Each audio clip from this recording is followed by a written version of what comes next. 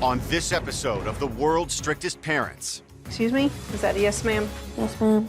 Meet the Knights. Phone check. A Tennessee family that enforces the law. What did you not understand when we said bring us your cell phone? Both at work. His probation officer. Who am I speaking with? And at home. Because that was the rule. I'm leaving. For the next week, they'll take in two rowdy teens. This is the result of one of Jackie's temper tantrums. But will a week on lockdown force these teens to straighten up? No. Excuse me? No. No, ma'am? No.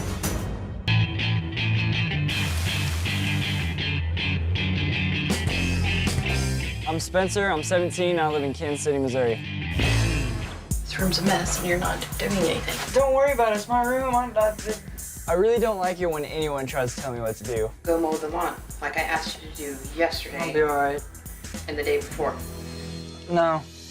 Living with Spencer is a nightmare most of the time. One time me and Mom were fighting, and I lost my cool and just got pretty angry and just closed the case of this and just picked it up and threw it. I'm afraid in my own home of my own child. If I'm at home with my mom and I haven't had a cigarette in a few hours, I'm gonna get pretty angry pretty fast. What do you mean I've done nothing? What have you done to help me with dinner? Why does it matter? Why do I need to help you with dinner? A lot of my anger problems, like, it's all kind of built up on top of my anger because of my dad. Spencer hasn't seen his father since he was 10. I really don't ever see that I would need a father influence in my life. When I'm drunk or high, I don't have any problems and I'm not gonna make it so there is any problems. With weed, I'll smoke like every day. I don't think he realizes that no one else on this entire planet's gonna put up with what I put up with here. I am not your personal servant. I'm leaving. If he continues on the path that he's on now, I fear that he's going to end up in jail or dead. And that is terrifying.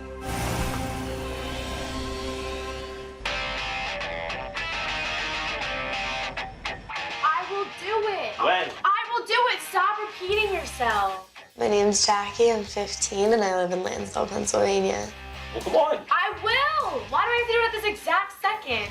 Jackie and her dad do not get along very well. It's not Stop. Shut. Just please. Like, Come on. stop. Just please. Frustrates me a lot when Jackie sits there and texts and talks on the phone when I'm trying to have a conversation with her. Let me text him. Stop. Let me text him. Let me text him. And I do wish our relationship was a lot stronger together. Seriously, give me my phone right now, please. I Watch your seriously. mouth. No, well, then give me my phone. Then don't take my stuff. It's not dirty. I know it's clean. Just put it away and have the dirty clothes, and then when it gets long, you can Because I don't have a hamper. Go get me a hamper. Jackie doesn't clean up after herself at all. Her room is just atrocious. Like, why do you need to show so much cleavage? I don't know. It's how to go talk to the company. Give me the shirt. Well, maybe buy one that fits a little bit better. And give me money, and I will. I don't have the money, like, I just take things for the hell of taking things. I stole it from Mom.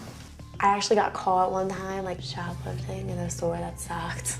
I don't think she understands that what she does now will be on her permanent record. This is the result of one of Jackie's temper tantrums, and there's just no telling what she's gonna do. At this point, it needs to change. It can't just keep going on like this.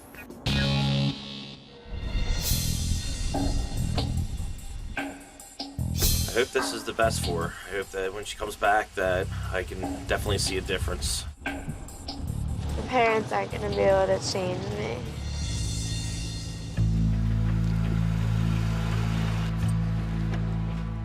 I'm feeling hopeful that he'll come back with a new attitude on life and a new desire to do good. If the family tries to give me the work the whole time, I'm just gonna go take a nap. Hi, I'm Scott Knight. I'm married to Penny Knight. We have a daughter, Mackenzie, who is 19, a son, Aaron, who is 16, another son, Nathan, who is 14, and our youngest daughter, Selah, who is 12. I'm not approving that tomorrow for you to go over there and goof off and not hardly do anything. I am a juvenile court probation officer. His probation officer. Who am I speaking with? It's the same thing there at work as it is at home. Try to make the consequences fit the crime. Phone check. Selah, what about did you not understand when we said bring us your cell phone? Can't find it. You'll be expected to pay for it. A typical day at the Knight household starts about 6 a.m. before school.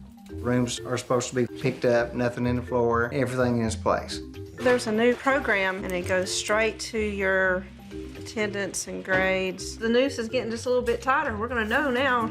I would warn the kids to be respectful, to say yes ma'am and no ma'am. Excuse me? I can't hear you. Yes ma'am. My parents are strict. There'll be some consequences because that was the rule. My mom is the toughest person I've ever met in my life. Excuse me, I'm still talking. We've dealt with a very broad spectrum of delinquent behaviors from foster kids who've lived with us. I think Scott and I are ready for anything that comes through the door.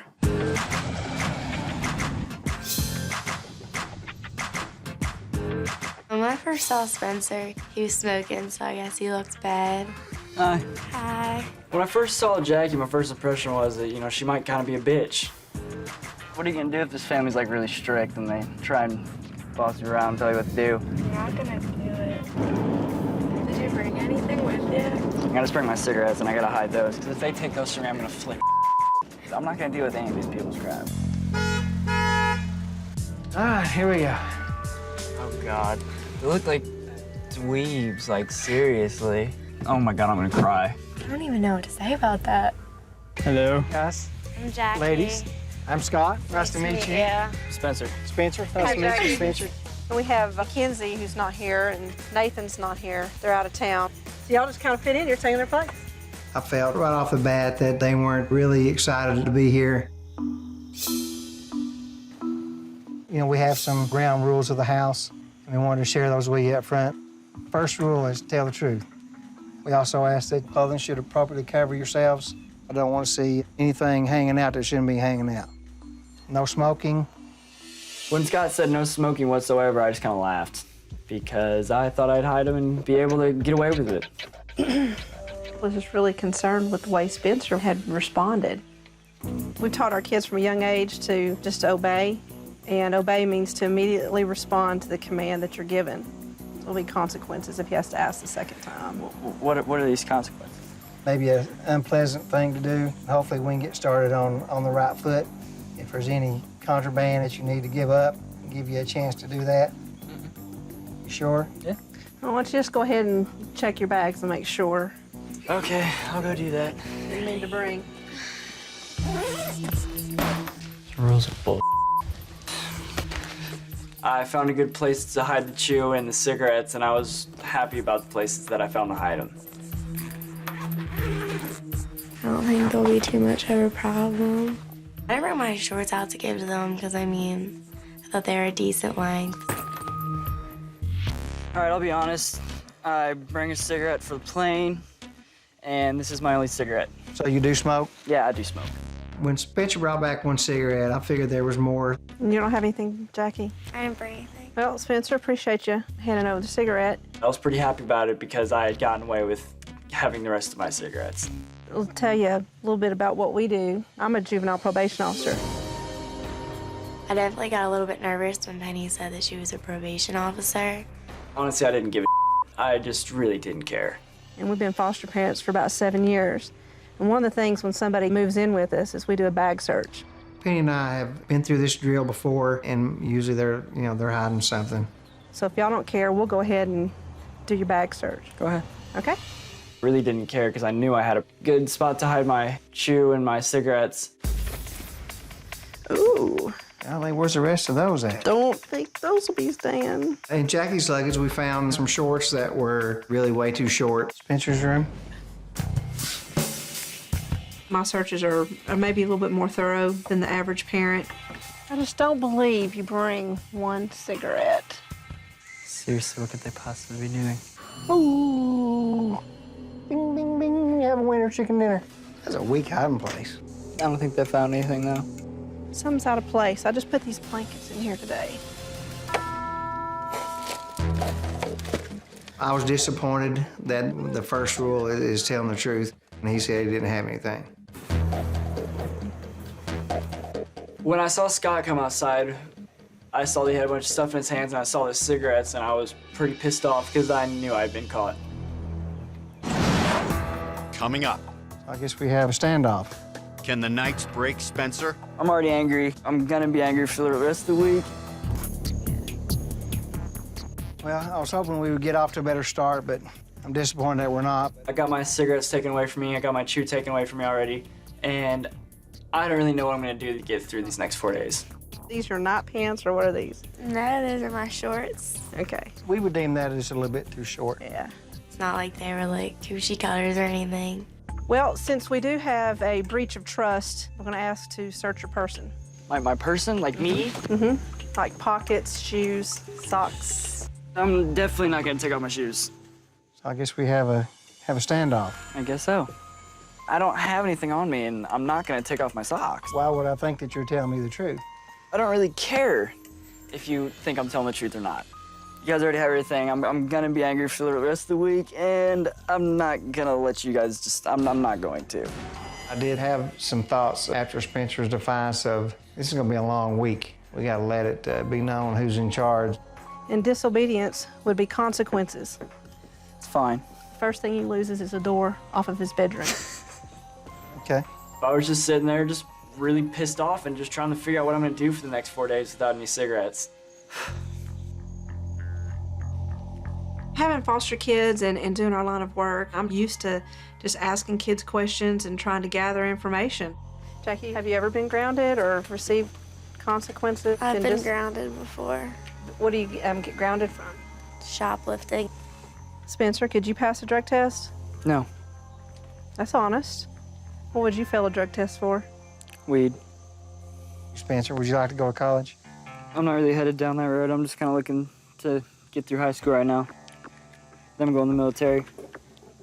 How do you think that marijuana is going to affect your plans to get in the military? I'll quit smoking before I go in the military.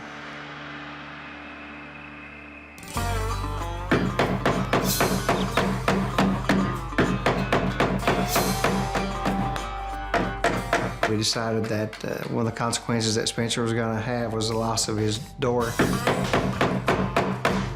When I woke up to that hammer, it was pretty annoying, and it kind of gave me a headache right off the start of the day.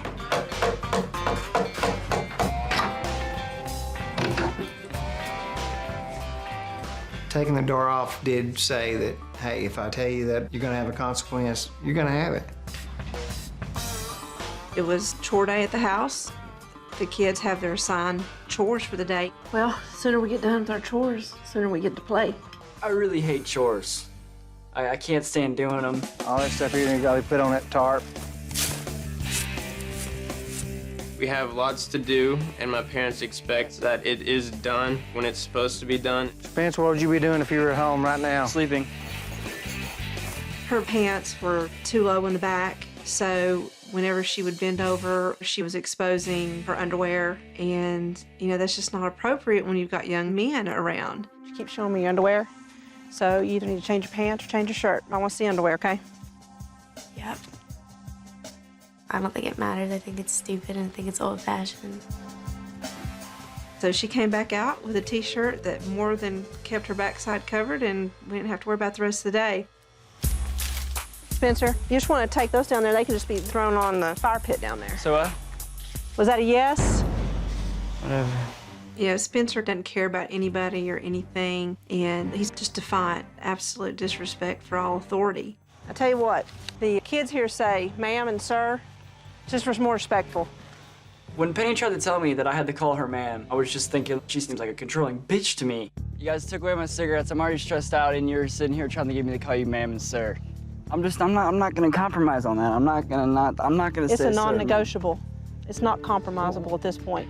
And I think just asking me to call you ma'am and sir is just... Spencer, you're not in charge.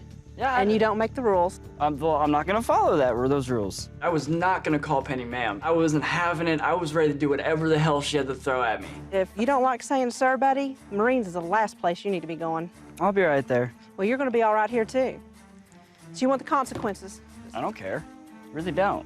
I get that you don't care, but you'll have a consequence for refusing now, and you'll get another consequence for refusing again. Coming up, Put the trash in this one and start on that one. the standoff continues. Still refusing? I'm not gonna call you ma'am. Okay, this one's dirty again. Empty it into that one and wash that one out again. And Jackie gets worse. This is terrible. Spencer was just adamant that he was not gonna say ma'am or sir to either Scott or I. he needed to have a consequence. Got the big trash can, needs to be empty, the small one, and that one needs to be washed out. That was disgusting, and it just smelled horrible. You still find this easier than just... Yeah. The requirement's still not going to go away. Yeah? Yes, ma'am. No? And I really don't like when people think that they have control over me or like they're a higher power and I should say things like that to them. Still refusing? Yeah. Then put the trash in this one and start on that one. This lady's a psycho bitch. I was trying to think of what I could do to make Spencer want to make the decision to obey and to say ma'am and sir. So you done? With that? Uh-huh. Yes, ma'am? No. I'm not gonna call you ma'am. Okay, this one's dirty again. Empty it into that one and wash that one out again. No. Excuse me? No. No, ma'am? No. We couldn't get to where we wanted to be with the punishment. It wasn't working. So he cleans the trash can out. He says, yeah, and I said, yes, ma'am, and he said, I ain't gonna say it, I'm not gonna do it. Sound like we have a respect for authority issue? There's a young man in the community that just got through serving 2 tours in Iraq, and I called him, and he said, I'd love to come over and talk to him. Hey, Spence. Yeah. Come on over. I want to introduce you to somebody. How you doing, sir? How you doing? Josh is in the Marines and might be somebody you might enjoy talking to there.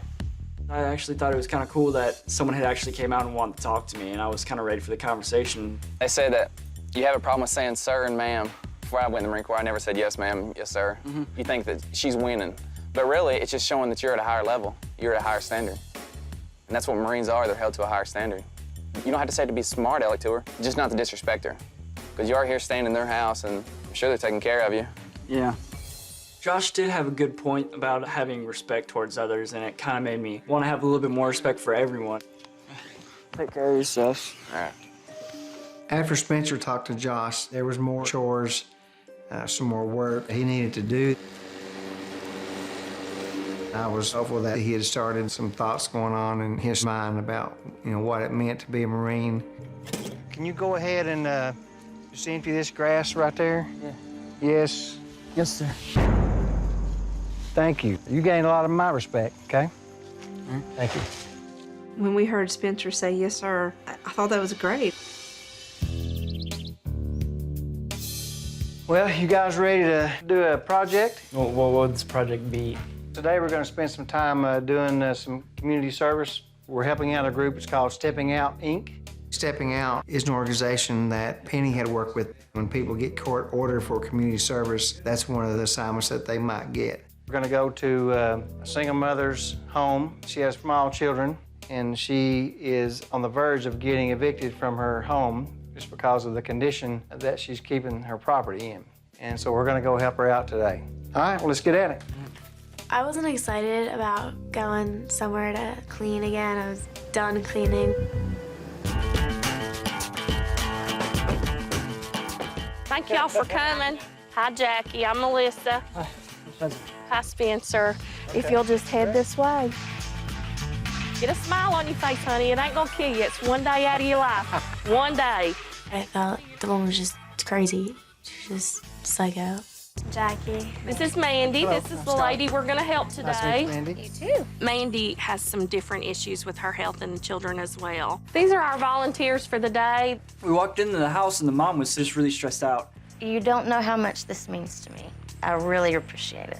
Okay, let's glove up and go.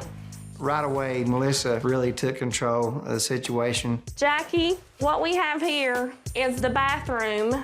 Be sure you wear your gloves and make sure you get in the nooks and crannies. I was not excited at all to clean the bathrooms. Probably the worst job. Oh my God. Okay, what we need you to do is get the toys up, get the bed made, and make it look neat, okay? The room kind of looked exactly like my room, only there was toys everywhere. This is terrible. The toilet was nasty. Oh my God. Damn, what the? That would be a petrified muffin. That's a pretty nasty muffin. Would you like a garbage bag? Yes, I would. Okay. I think Jackie and Spencer both were taken back by Melissa. Honey, get off your hind end. That's not what we do. Maybe even a little offended at her bluntness. You're gonna have to hustle. Scrub it like you mean it. Does this little girl have a second gear? She's not used to doing this kind of stuff at all, really. It's new. This is new. Well, trial by fire. I just think that if I wasn't doing a good enough job, she could have done it herself. This looks amazing. This looks 10 million times better already. I was impressed with the effort that Spencer took with the work. I think Spencer probably a little more so than Jackie. Hey, hey, sunshine, look, I got magic. All right. Scrubbing brushes. Thank you. Muscles, muscles. Looks a whole lot better. Thank you, Spencer. You did a really good job. Thank you very, very much. We're impressed. I've never done anything like I did at the community service. I've never really just helped a random stranger that I don't know. Are you about done, or you want to stay and clean some more? No, I was gonna clean some more. A teenage boy wants to stay and clean? Wow. It was just a really nice feeling, helping these people out and just kind of bringing a smile to their face just kind of made my day. Thank you. Oh, you're welcome. It's just kind of weird knowing that this whole time, maybe if I just cleaned my room, it could bring a smile to my mom's face for once. Coming up, a shock in store for the teens. Spencer, what do you think your mom would do if she saw you like that? Good question. Jackie, good morning. We're leaving in about 20 minutes. Spence, time to get up. All right. With Spencer's illegal drug use and Jackie's admission of a theft, I thought it would be a great idea for them to see what bad behavior could lead them to. I'd like to take you on a little trip this morning to see what your life could look like if you continue to make bad choices. We'd like to take you this morning to a juvenile detention facility. I wasn't really nervous that I was headed to juvie. I didn't really care that much. It really didn't scare me. I didn't let it get to me because I knew that's what she was trying to do. I don't think that they knew what they were getting into. It's one thing for me to tell you what it's like. It's a totally different thing for you to actually see it and experience it. We went into this little garage place, and the back door closed behind us. I didn't really know what to think of the whole situation. Jackie and Spencer have done things to deserve to be there. I wanted them to realize all that they were fixing to lose. B7, please. Have a seat and make yourself at home. To actually put us in our own little holding cells. Yeah, just have your seat and we'll get back to you. It was like really empty, just gross and dirty and nothing really in there. Here, young man. Spencer, put these on. My uniform was orange sandals and an orange like jumpsuit thing. I kind of felt like a giant ass pumpkin. Yeah, you look like a jailbird now. After we changed the outfits, they shackled us. I just felt like I didn't have any freedom. This is Officer Scott. Just go in, she's gonna take your picture. Let's go there, Spencer. It's really hard to walk in those shackles. It's just really uncomfortable, and I kept feeling like I was gonna fall over. Spencer, what do you think your mom would do if she saw you like that? Good question.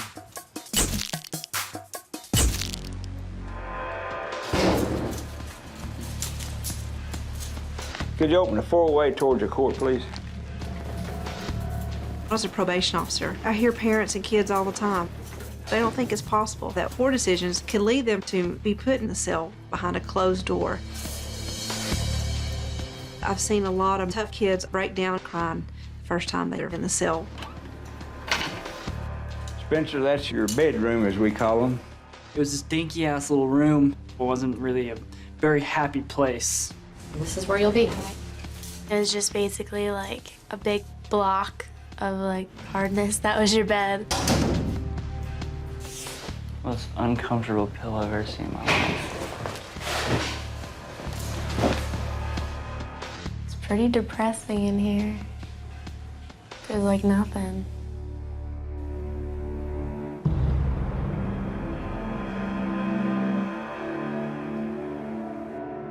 I'm just bored off my ass. Can't imagine what it'd be like to do this all day. Spencer and Jackie were miserable. It was just really, really intense for them. I was really hoping that seeing an actual detention center made it real to them, that could very possibly be in their future if they didn't make some serious changes. Being in there for like 5 or 10 years from some of the things that I've been doing now is definitely not something that I want to do, not somewhere I want to go. You better stay out of jail if you don't like his leg on. Yeah, I know. There's been a few times where I've completely freaked out and I've been hitting walls, I've been throwing things around the house, and Mom's actually had 911 dialed in. The only thing that separated me from jail was the fact that she didn't press talk. I just want to be more careful about things because I don't want to end up in a place like that. Hey, Spence, you care to turn that water on right there? Yeah. Yeah. Yes, sir. Attaboy. I really feel that Spencer walked away from the detention center visit with a sense of realism. Felt like the door was open, you know, a little bit. Maybe I could share with Spencer some thoughts about some stuff that he really needed to do. What's your takeaway from all this? Kind of just learned that I need to have a little bit more family values than I used to have, really.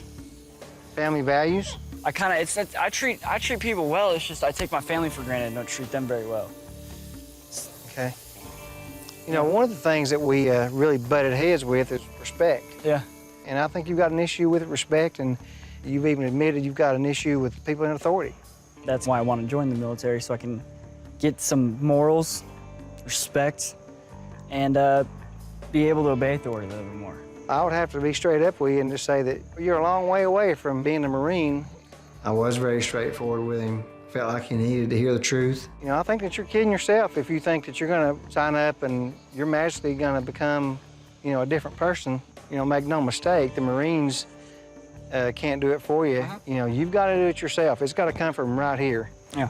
You got a long way to go, but if you want to be a Marine, I know you can do it. But it's time for you to man up and take some responsibility of yourself. Would you agree with that? Yeah, I do agree with that. I'm glad. Because I know that you've got a shot here. You've got a shot to make things right, with your mom, and most of all with yourself. All right, so you've got a lot to think about, so I'm gonna let you finish the car, but I would really encourage you to use the time, just do some soul searching and think about things. All right? All right. All right. The thing is, I need to get my together because if I don't, I'm not going anywhere in life. It's been nice to actually have a kind of a father figure in my life and have a male figure that's cared. He actually believes that I can do something with my life. I've never had that before. And it was just a really nice feeling to have that. Coming up, Hey, Jackie, Penny confronts Jackie, don't sell yourself short. and a wake-up call for Spencer. I've always known I hurt my mom. I've just never really heard her say it. Hey, Jackie. Hey. I was looking at Jackie's social networking sites, and I thought maybe I'd take the opportunity to tell her why she should be more careful about what she was putting on there. You know, if the kids want to be on a social network, we get access to it. Because we're responsible at this point in their lives for everything they put on here. Has your mom ever seen any of this? I don't think I have anything like too bad on there. I think it's really important for her parents to check up on her to make sure she's not engaging in risk-taking behaviors. This may be a little provocative, maybe. It's not supposed to. And that's what I'm saying. Therein lies the danger. Just a little bit, guys get all worked up. But I feel like my time with you is running out. And if I had to choose one thing to tell you, don't sell yourself short. You know? Yeah. This is one of the times that I feel like she was very open to what I was telling her. And I was just hoping to take the opportunity to give her guidance about her relationship with her father. Yeah, I know you say you don't get along with your dad. Yeah. I think you need to, at some point in your life, heal that relationship. Yeah. What Penny was saying, I think that did have some impact on me. I mean, it bothers me. I haven't really had a good relationship with my dad for a really long time. But if you're missing something, just don't feel it with every guy that comes along.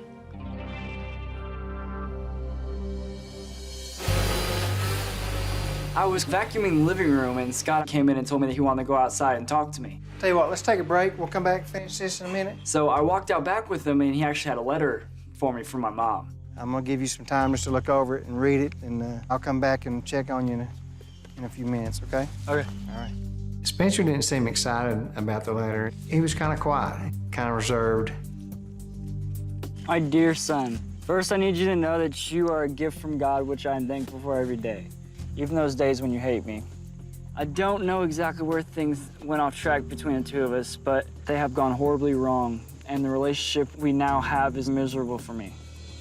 Many days I do not like being in my own home with you, and some days dread that you will be in one of your nasty moods when you rage and break things. You need to contribute to our home. Chores are not a punishment or a waste of time. I love you with all my heart and soul and hope you take a deep look in how things have been and make a firm decision that will not continue to be that way. Love, Mom.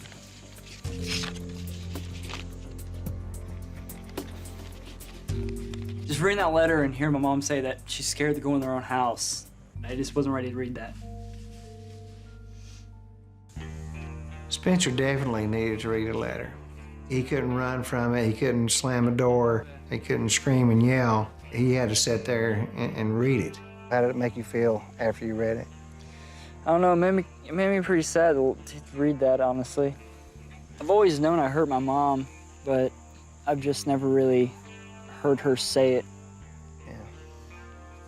I need to make a relationship with my mom again. That's really what needs to change. How do you do that?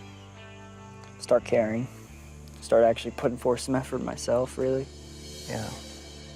I think for maybe the first time in a long time, he was hit with the reality that he had some responsibility in a relationship. This is an opportunity, a big opportunity to make a change, make a commitment, you know, to you and to your mother also. I would hate to see you blow it and just throw it away. I really need to figure out what's important in my life, and I just need to change my ways. Jackie's had some time to live under a new set of rules and try it a new way. Got something for you. All right. So, yeah, it's from your parents, and let you read it and really think about what they've written and consider what they've said. Okay. All right.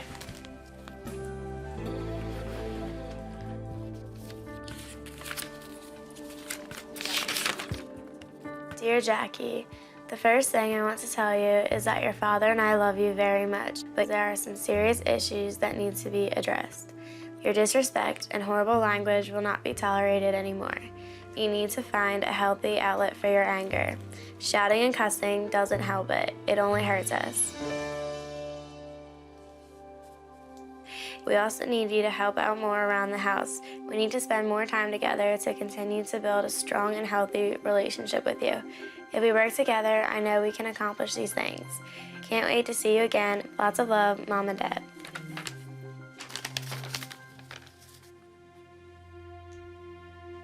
I definitely think that I should treat my parents with more respect and appreciate them and help out. I guess I just didn't really realize how much I hurt them. Hello. Hey, so how was the letter? Good. Can you share with me what was in it? Yeah, you can read it if you want. Oh, you want me to read it? If you want. She offered to let me read the letter, and her mom and dad had expressed that some things had to change. She says something interesting. She says if we work together, and we've done that a lot this week. Yeah. We've worked together. Did you see how much easier things were? Yeah. Working together makes you stronger. It builds your relationship too. So maybe you can use that to help build the relationship back with your parents. You're definitely capable of doing it. Yeah. You've done it here. I know. My parents had said all that stuff in the letter to me before, but I think just being here and then reading the letter definitely made me think about it a little bit more than I have. Coming up, Hi, honey. the Knights lay it all on the line, I don't know if she's ready to mend her relationship with you. and Penny makes a shocking revelation. The last thing I told my dad was I hated him. That's vinegar and water. It's homemade mix. And then just use newspaper. All right. When I first came here, I was not happy about doing all the work, but I think I really learned a lot. See the big old streak up there in the top left? There? Yes. Jackie came into the house very quiet. She had quite a bit of attitude, very selfish. During the course of the week, saw some glimmers of hope there that she might be attempting to change. Is that better? Yes, ma'am. We're gonna sit them by the trash can. These last 5 days with Penny and Scott have been a lot different than my life at home because I'm more eager to get out of bed in the morning because I'm more excited about what's gonna happen that day. What you and I are gonna do, we're gonna put this door back together. Spencer first came to the house. He didn't have any respect for authority. Putting the door back on symbolized that we kind of rebuilt what we had lost there at the first of the week with the loss of trust. Hey, still works.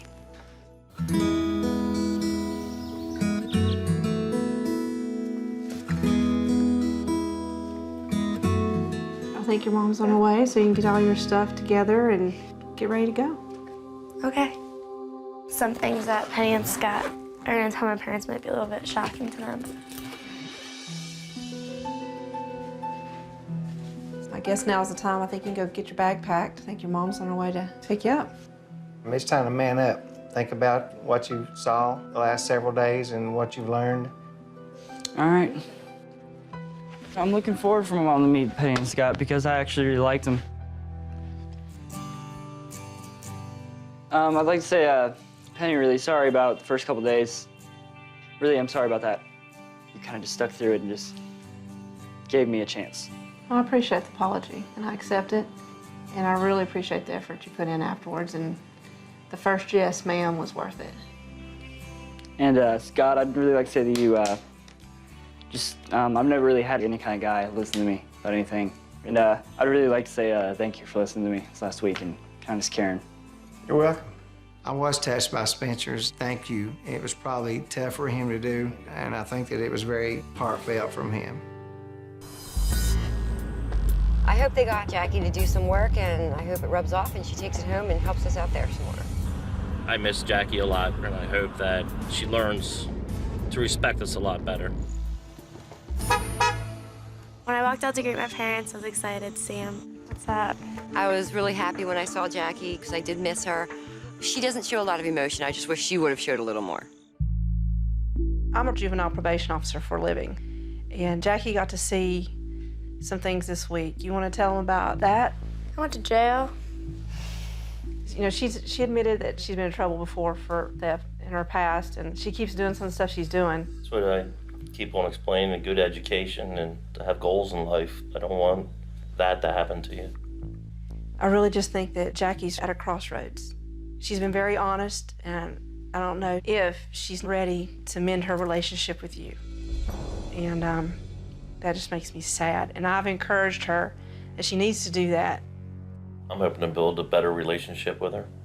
I'd like to do more family stuff together. Jackie, your dad's saying he wants to spend time with you. Your life is not about just now. Your life is also about what it's going to be like when you're on this side. You know, I lost my dad, and the last thing I told my dad was I hated him. And there's nothing I can do to take that back. That still just cuts my heart in two. And I just hope that you can do your part to make your relationships right with your parents. Well, Jackie, it looks like your parents are really wanting some things to change, especially with your dad, okay? This whole week has given me a lot to think about. When I go home, I think I might give my relationship with my dad a second chance. Bye. I think we need to hold Jackie more accountable for her actions and just have steeper consequences than we have right now. I really love my daughter a lot, and I really hope in the future that we have a strong relationship with each other. I'll never give up. I believe that Jackie will be able to take what she learned and to make her relationship with her dad work. I don't know that I can continue living the way that we've been living up until this point. It's very important to me that Spencer makes changes in his life.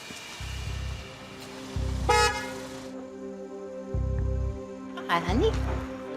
It was really nice to see my mom again. I really actually did miss her, and it was just really nice to get to see her and just have everything be just good for a minute. Hi, Jennifer. I'm Penny. I think it's important for Spencer's mom to learn to be the parent, to be the one in charge, and to be the authority figure. This week, he has seen a good example of what a man of house looks like.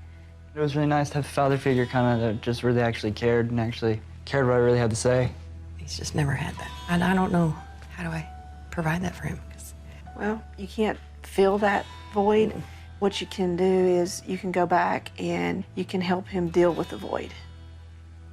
I don't know if you know what we did for a living, but I'm a juvenile probation officer. They took us to a juvenile center. Really? Yeah, and took all my fingerprints, and they put us in a cell, and I kind of saw what it was like to see what I've avoided a few times. How does that make you feel to see that? It's very hard. That's one of my worst fears. Because he doesn't call and he doesn't check in. He doesn't respect.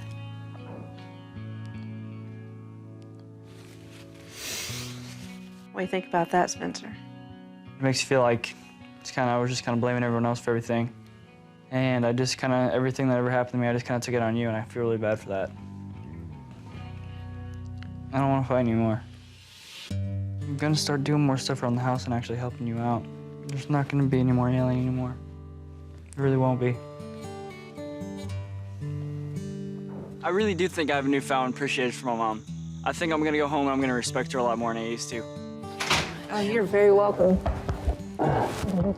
They just have consequences for behaviors and they enforce them. So now I'm gonna be not afraid of putting my foot down and enforcing the rules. The experience has been more than I imagined. It's been intense, and it's been rewarding for me, too. I think what I would miss most about Spencer is his heart. He had a good heart. I'm just ready to go home. It was nice to see you again, too. I am your biggest fan. The Sheffields from the deep part of Texas. It's gonna be tough from here on out. A family who have raised their own children on a diet of hard work There's no time for joking around. and respect. Scatter a little bit there for them. Sure. For the next week, they'll take in 2 delinquent teenagers. I could go wherever the I feel like, okay? I don't care, Mom. You're stupid. You're a But will a week of living on the last frontier I feel an attitude for some I don't have an attitude. Keep on getting roots. I'll trade you holes. force these teens onto the right side of the fence? Oh my God.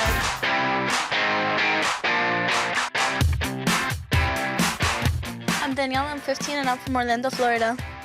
You need to clean this room. This is disgusting. You can't even think it. Oh my God, get out of my room. Danielle is very stubborn right now. She thinks she knows everything. Chest is all hanging out of this. Are you kidding me? I'm glad you noticed. No matter what I say, Danielle does not like authority from anybody. You're not going out. I could go wherever the I feel like, okay? Seriously, you need to mind your own business. I don't ask you where you go. I don't really give a about her feelings, and I'm only worried about me. Sounds disgusting. I don't really give a Knowing that my own daughter doesn't respect me, it's very hurtful. I feel we're enemies. Oh, my mom thinks I'm at the movies, but yet does she know? We're clubbing. Drinking, dancing, going crazy. I've had lots of trouble with Danielle in school. What's this anyway? Left unauthorized, which means she cut out of school. She needs to just like get a life and worry about herself instead of me. I mean, I'm old enough now to, you know, have my own life. If she keeps on this track, it's just gonna get worse. She could get herself in a lot of trouble.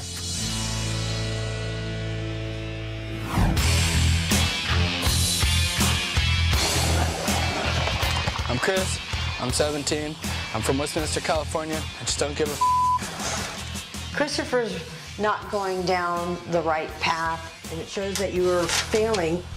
He doesn't seem to care about things. He just wants to do what he wants to do.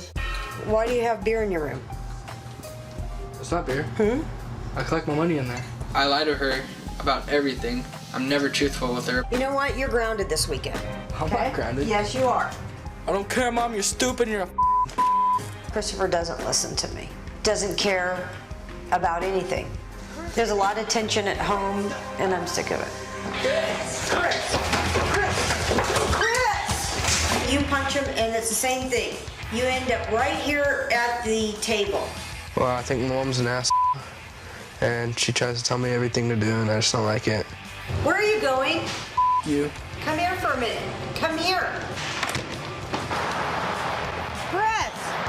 This is what happens every single time. He just takes off.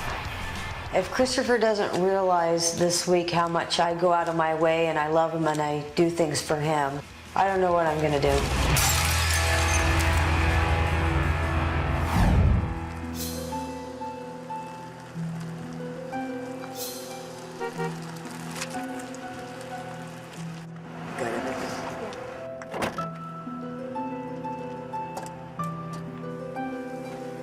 I'm hoping this brings back my little girl. If my own mom can't handle me, what makes this other family think that they have a chance?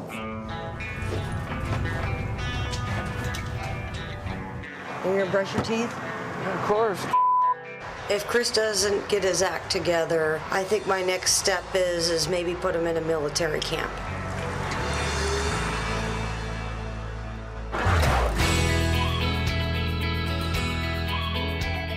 I'm Larry Sheffield. This is Christy, my wife, and we have 3 children, Pate, who is 20, Kelsey, 15, and Nathan, who's 13. And we're from Spurger, Texas. Hey, come start pulling these posts up and lay them in the back of the truck. I was raised on a farm that actually sold some, products, and the kids wanted some horses and things of that nature, so we have it. But it is their responsibility to feed and water and take care of those animals. Dogs, chickens, ducks, horses. When my mom gets upset, she'll kind of give us this look. We all know what it means. You better fix it now or you're gonna be in trouble. It's gonna be tough from here on out. The children are responsible for their own rooms. They are responsible for their own laundry. We all 5 live here. We all 5 pitch in. Scatter a little bit there for them. Sure. When everybody's in line, it can be a fun place to live, and if they're not, then there's gonna be consequences to pay. A little bit of work never hurt anybody. Nathan, what are you doing, son? Come on. Well, I don't want to give them the impression that life is always gonna be spoon-fed. Nathan, you better put a little backbone in, son. You hear me? Yes, sir. Huh? Yes, sir. Come on. If I had advice for the 2 teens, it would be do what my parents say and do not lie. I'm not playing games anymore.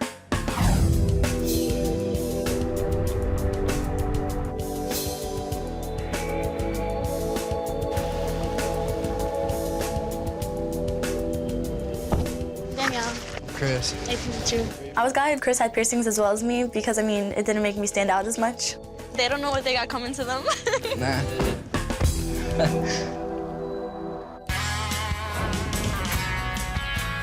I've been drinking little alcohol bottles. Chris, he was a little tipsy and saucy. I only got a little bit of left. They do find it. It sucks, but I'm gonna try to hide it. What you thinking, Nathan? You nervous? A little. Me too. I don't know what kind of struggle we're gonna face with it, but we're gonna keep doing the same thing we've been doing ever since y'all were babies. I don't like doing any dirty work, so just wait till they start telling me to do stuff. I'm probably not gonna like them already. I do not care about these people at all. Wow, it's like a ranch in their front yard. Are you serious? This is literally the middle of nowhere. They're here. All right, we'll meet them. Let's go. So just go out and get our stuff. When the Sheffield's family came outside, the thing that caught my attention was the dad. He was pretty hardcore and intense, and he was gonna be an ass. How y'all doing? Hey, I'm Danielle. I'm Larry. This is my wife, Christy. Hey, nice to meet you. Chris. How you doing, Chris? Chris wouldn't look me in the eye. Made me a little uncomfortable. Made me feel like he had something to hide. Y'all just put your bags right here, and then we'll go on in. I had Chris and Danielle leave their bags on the front porch in case they brought anything that wasn't allowed into the house. Trust and respect are 2 things that you cannot buy. I cannot give you. You can't steal, you can't inherit. You have to earn those things. That's the mold by which we live, okay? All right. Okay. There's no cussing. Y'all may say cursing or swearing. And we do not wear revealing clothes or inappropriate clothing. We don't show anything that doesn't need to be shown, okay? I got really scared because I'm thinking, what are they gonna have me wear? Because they're gonna take all my clothes. Okay, no smoking, no drinking, no alcohol. That's pretty much my life planned out right there. Drink. Really? Smoke and drink, that's it. Did you bring yours with you? Actually, I did not. You didn't? Okay, we're gonna have an opportunity to see that, and I'll tell you what. These rules are not gonna be bent. We are not gonna do the things that we've just listed. And if we do, there are gonna be consequences. What are the consequences? Well, they're not gonna be fun. If we seem to have problems this week, y'all are gonna become acquainted with a post hole digger. It's a tool that you use manually to dig a hole in the ground to put a fence post in. We're gonna go through your bag. Whatever's in there is no strike against you whatsoever, if it's given up now. But anything that's in there, it's gonna be found one way or another. When we were going over the list of rules, with them and I saw looks on their faces, I thought it may be a little challenging. So this is outfit that you would wear every day? No, to the club or something. This is a no. I was almost embarrassed for me and for her because it was so revealing. Okay, I'm gonna take that too. Are you serious? Yes, it's inappropriate. Now look, I'm all about outfits, so I will be checking you out every morning you come down those stairs. If I do this, it's right back up. Let's see what you got. Chris opened his bags. I was not 100% confident or comfortable about the situation. Been kind of busy, huh? Worked up a powerful thirst. I honestly don't know why I gave up those alcohol bottles. I was kind of already drunk. I think you saved them all for later. I was thinking in my mind, holy how am I gonna get through this? I hate it. What do you hate? I wish I had it. You hate being honest? Nah. You hate giving it up? Yeah. I'll tell you what I'm gonna do. That being thrown out, I'm gonna throw this can out, okay? Yeah. I was proud of the little fella. So I wanted to let him see that, hey, I'm willing to give up something as well. And that was chewing tobacco.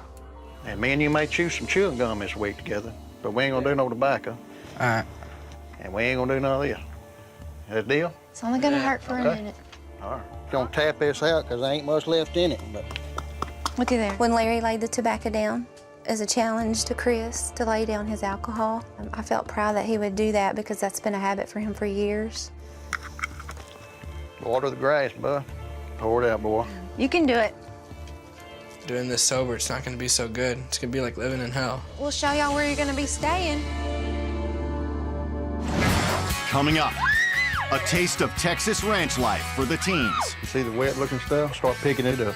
And a teen rebellion for Christy and Larry. Danielle, wait. I'm getting annoyed. Danielle.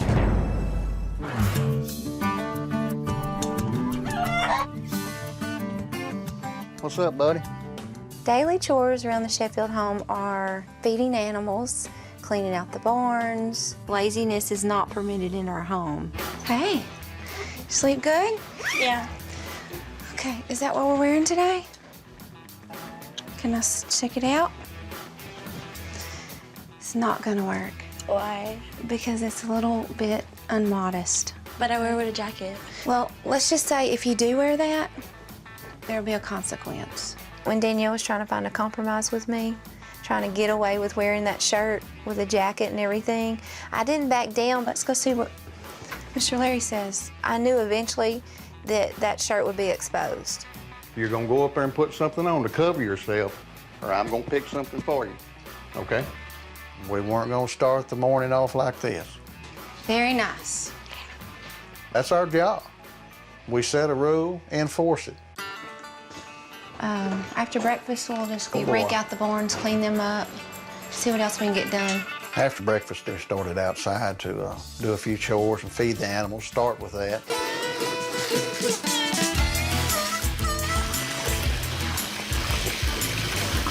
Look, let's go in, and then spread the feed there, and then walk down there and see if there's any eggs. You gotta get way under there. You see any eggs? These people have like 1,000 different animals. I feel like I'm at like a zoo or something. It was really scary. Don't rake it. Don't rake the loose stuff. What do you mean by raking? You see the wet-looking stuff? We can start raking it down here. I'll start picking it up from there, and we kind of smooth this out in here. Just kind of clean it up. That's disgusting. How do people do that? It's like their house is made out of horse pretty much. There you go. Put a little oomph behind it. He frowned a little bit at first and wasn't really enthused, but it needs to be done. Yeah, it's kind of like raking leaves. I just noticed his body language. He really, at that point, wasn't wanting to do this. Chickens like to poop on everything. I could tell. And by tomorrow, it'll be just as nasty. You gonna puke? No, it's just really gross. Ugh. To the barn we go. We decided we'd go clean the big barn in there that needed just a little raking done from hay that's been stored through the winter months. Here you go. I was kind of getting fed up because I feel like that was enough work for the day. I just simply want to rake this stuff up I was just not in the mood to keep chores after chores after chores after chores. Before we leave this barn, Danielle, we'll have to gather some hay to take to the chickens. It was nothing fun at all. So, Chris, what you thinking about the farm life? I don't like it. Don't like it, huh? Not one bit.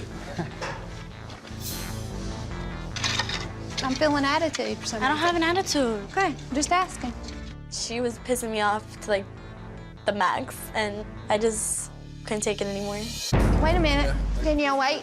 Where are you going? I'm getting annoyed. Danielle. I can't. Ugh. Danielle. You're annoying. Danielle. Are you seriously gonna follow me? I am gonna follow you.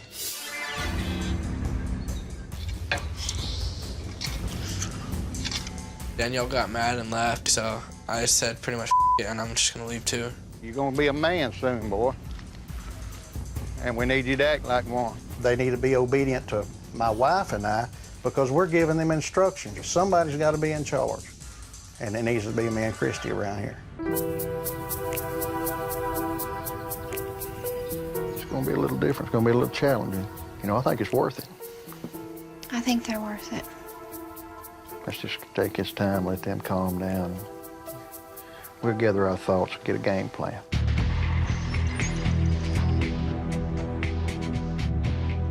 Enough's enough. The game plan is over.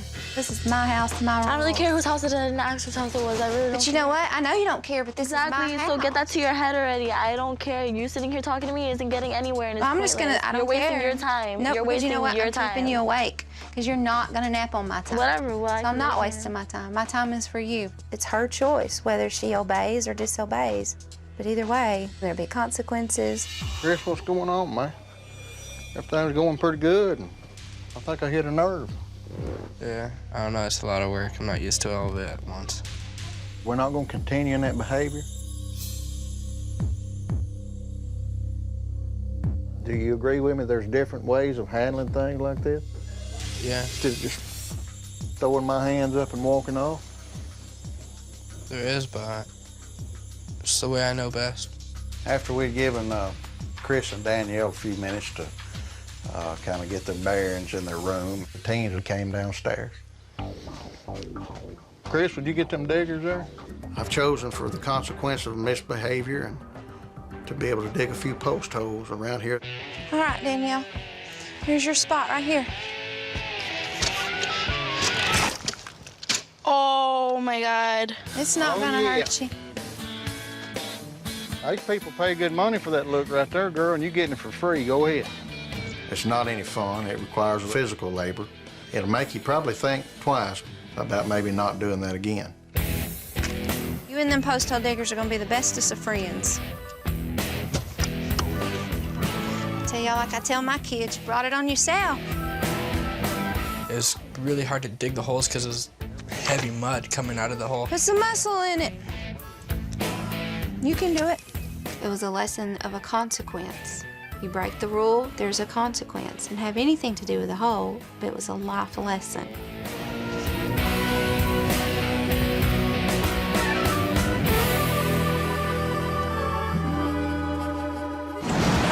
Coming up. You're going to use what you've learned in the last 36 hours to do something good for somebody else. Familiar tasks for the teens. There's going to be a little post hole digging involved.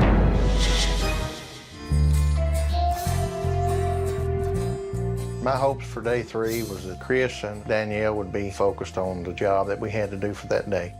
What we're going to do this morning is we're going to go try to do something for somebody.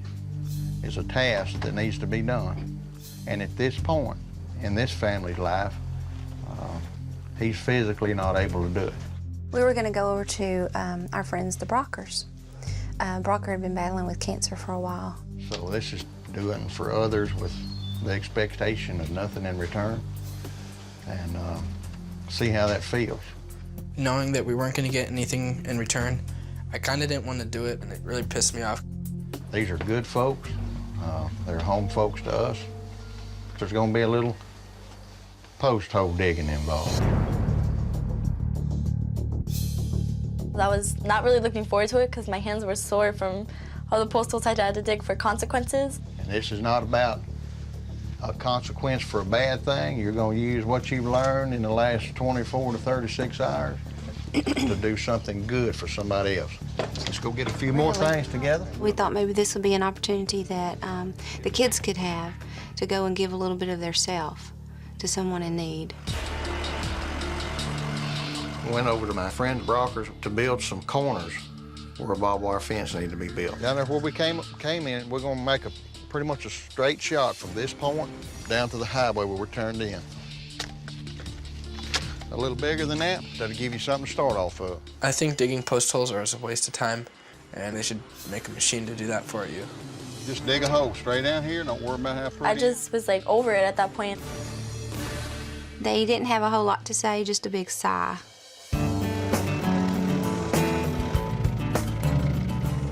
Brocker is a very close friend of ours, and he can't do a whole lot of physical things that he's used to doing.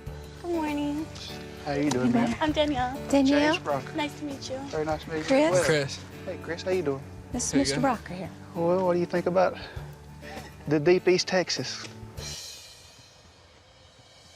Thought it was a great thing for them to see his winning attitude, spirit, not giving up, fighting to the end. Back in May, on my 36th birthday, I found out I had cancer. I couldn't believe it. I said, man, there's no way I have cancer. I've never even had a cold. During this time, in these last few months, I've had so many friends step up and want to help me that it's just unbelievable. People that I haven't seen in years. I have to step back because I get choked up. But, man, why would somebody want to just do that for me? I'm just an average, just everyday person. They say, well, man, you remember back a long time ago you helped me do this? No, I didn't remember that. But I could lay down and feel sorry for myself, and I have a 13-year-old daughter I'm trying to raise the best I know how. And what would she think of me if I just laid in bed every day and felt sorry for myself? You know, I'm not gonna give up. So I get up every morning and do everything that I possibly can. Regardless of his condition, he wasn't really letting his illness come over him. He's an inspiration to me. I'm just lucky that I do have friends, you know, who can step up when I can't do something. Well, it was really nice that you came to sit down and get to know you better. Yeah, thank you guys for coming, really. I want your hug. So we'll have this fence Chris, thanks, at least man. started by the end. Thank you, guys. I thought it was pretty amazing that a guy that's fighting for his life, that has cancer at age 36, still walks around with a smile on his face, and he's always nice to people.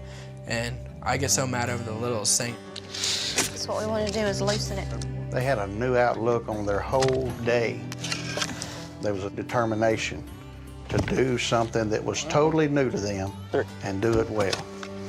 You could just see a glow in their eyes. He's got the big things in priority, and the big thing to him is his family. To me, that's what it's all about. And that's what I want you to see, and I want Chris to see, and take that back home with you. This is not all about me. It's not all about you. I know. But you've got to see that through your eyes. I can't see it for you. I know. I noticed a huge difference in Danielle and Chris as they continued to work. They worked as a team. They forgot about themselves. 2, 3. And they were doing it for someone else, and they were enjoying it. It made me feel really good inside and proud of myself.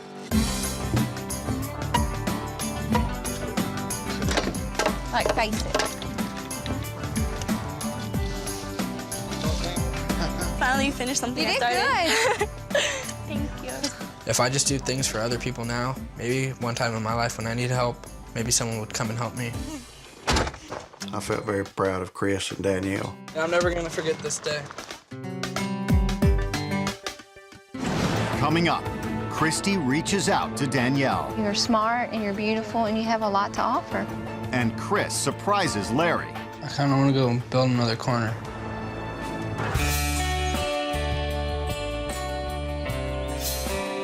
We can take a little time, just me and you, and go fishing. Just some relaxation. I wanted to spend a little one-on-one time with Chris just to find out some of the things about him. I kinda wanna go and build another corner. You want to go build another corner? Yeah, I kinda like building things. I think it's great, passing up a little fishing. Let's go finish. I was surprised when Chris said he wanted to go to Brockers to finish the corners. I think something has gone off in Chris's way he thinks. You ready, man? After seeing Mr. Brocker so happy of what we've done yesterday, I decided to go finish what I started and to build the fence. We can get your diggers here and we'll mark us a place to start. You're gonna have to be tougher than a pile of dirt.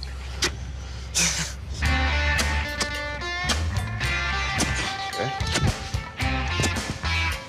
Keep on getting roots.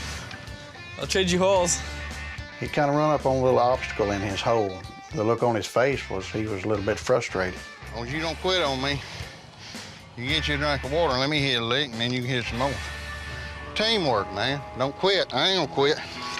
When things are a little bit difficult in life, you don't just roll over and quit. You either try harder or try a new method or ask for help. This thing called life gets too heavy, kind of like this pole sometimes. We feel overwhelmed, and before long, we just want to give up. Yeah. What do we get accomplished when we give up? Nothing. Nothing. Come on, let's get this pole. It's a heavy pole. How you think we ought to do this? Teamwork? Teamwork. Lift it over and on 3, then drop it. 1, 2, 3. It kind of felt good to help Mr. Brocker out with finishing his fence because I never took so much time to do something and to do it right. Let's finish strong. Finish together. I don't think Chris could have done anything or said anything to make me feel better about him grasping something from this experience than the decision he made to go back and finish what he started. Am I proud of your work? Yes. But I'm proud of what's going on inside you. Are you proud of yourself? Yeah. That's a good thing, to be proud of yourself. Yeah. You've accomplished something good. I sincerely hope that when you go back home, you know, some of these things carry over in your personal life, in your relationship with your mom, your brother. Do you think that's possible? Hopefully. You willing to give it a shot to be the different Chris? Yeah. I hope that you are willing. You're right on the verge of being a man. Responsibilities are going to change, and I'm encouraged by what I see in you, Chris. I'm proud of you. I believe Chris gained confidence in himself that he could accomplish something. There was a light that went off in that boy's face, and he realized, hey, this is good.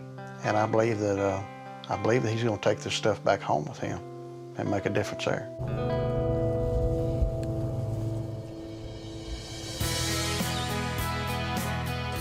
Hey, Danielle? Yeah?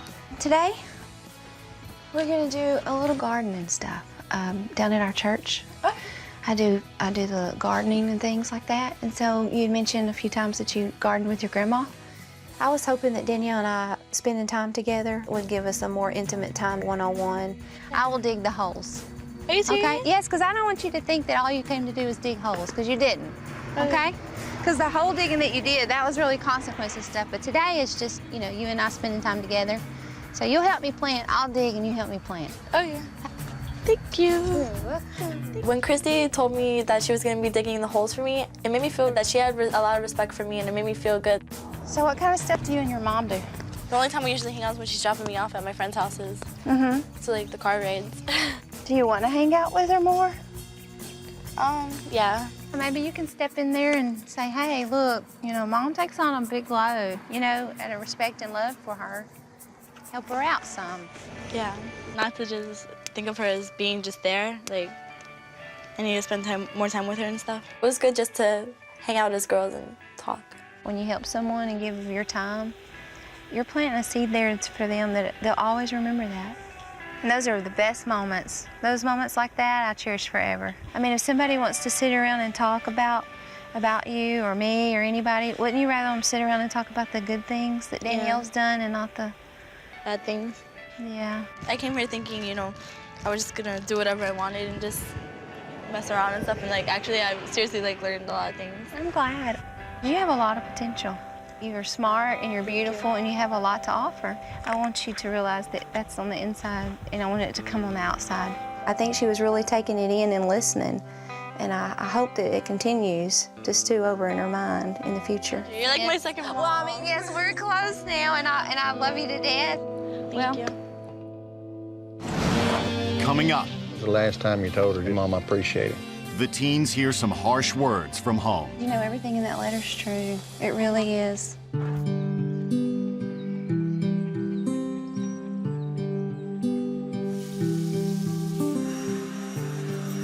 Dry your hands there and we'll go outside and chat a minute.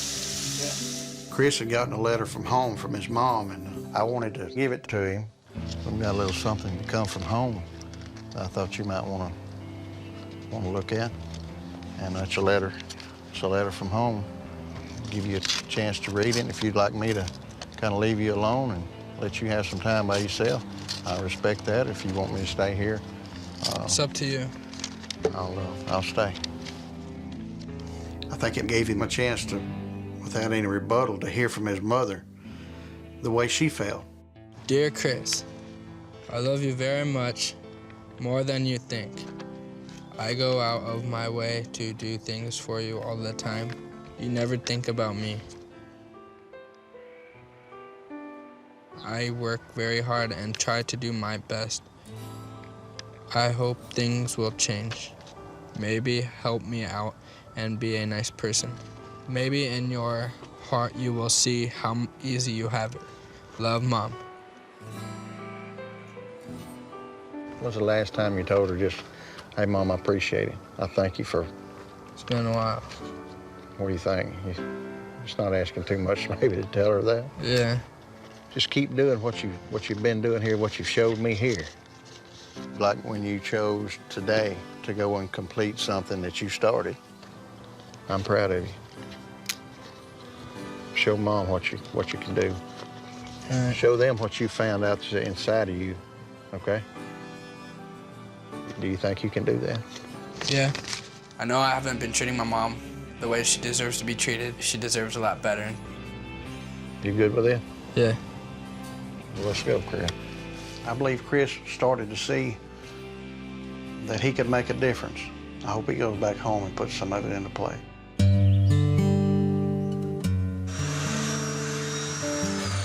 Hey, will you walk outside with me a second? Sure. Okay. As the week progressed with Danielle, I started to see a Danielle that I think had been there all the time, that was just hidden behind insecurity. Well, your mom sent something. I have a letter for you. And so I want to give it to you.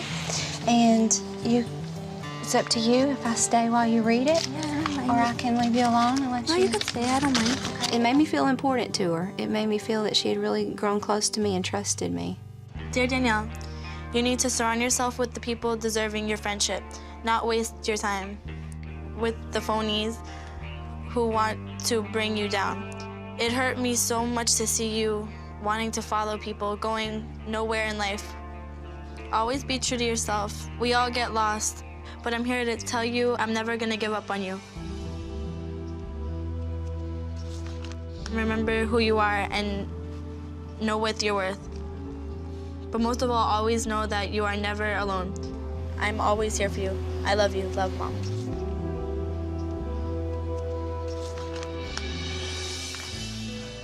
Has she ever written you a letter before? But she's told you those things before? It just never really... It's different when it's in writing, isn't it? After reading the letter, I feel mad at myself, basically. You know, everything in that letter's true. It really is. And I've only known you for just a little bit of time, and I feel the same way. You have a good mom, a mom that loves you. I think you have a mom that would do anything for you. You know? It's okay to cry. Tears cleanse the soul. It's not good to hold everything in. Let it out. It made me realize, like, I need to treat my mom way better because she doesn't deserve the way I treat her at all. You know what it tells me? Danielle's not selfish. Danielle's a good person. And Danielle's easy to love. I hope those words taught Danielle a lot. I hope that she takes heed to those things.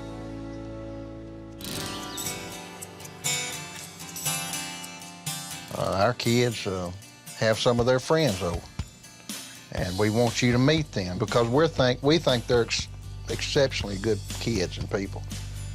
And you're part of us now for this week. So I want you to have a good time. Okay.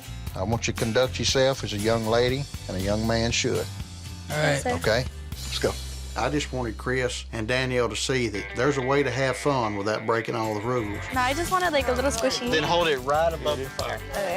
Yeah. What? And just kind of rotate it. I feel like I'm catching on fire. We don't have to be drinking or going to clubs to have fun. We can have fun literally in our backyard, and it was really cool to know that.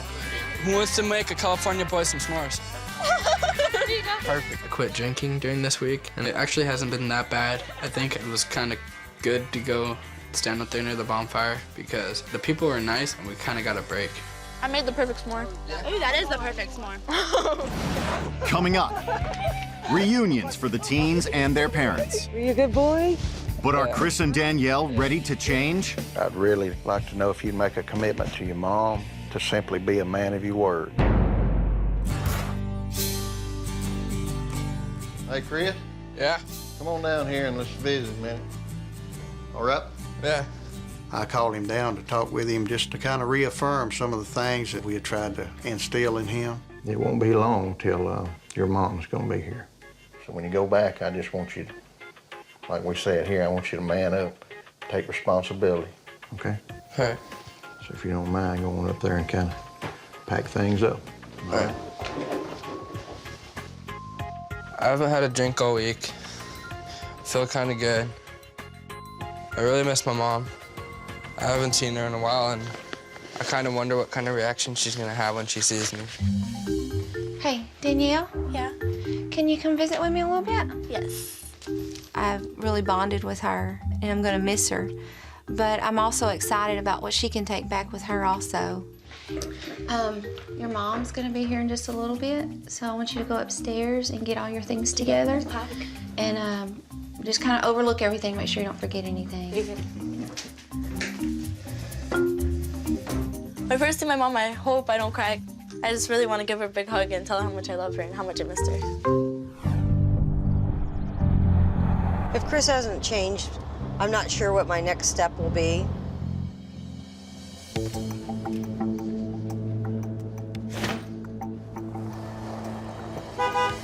Go get your mom, bring her in.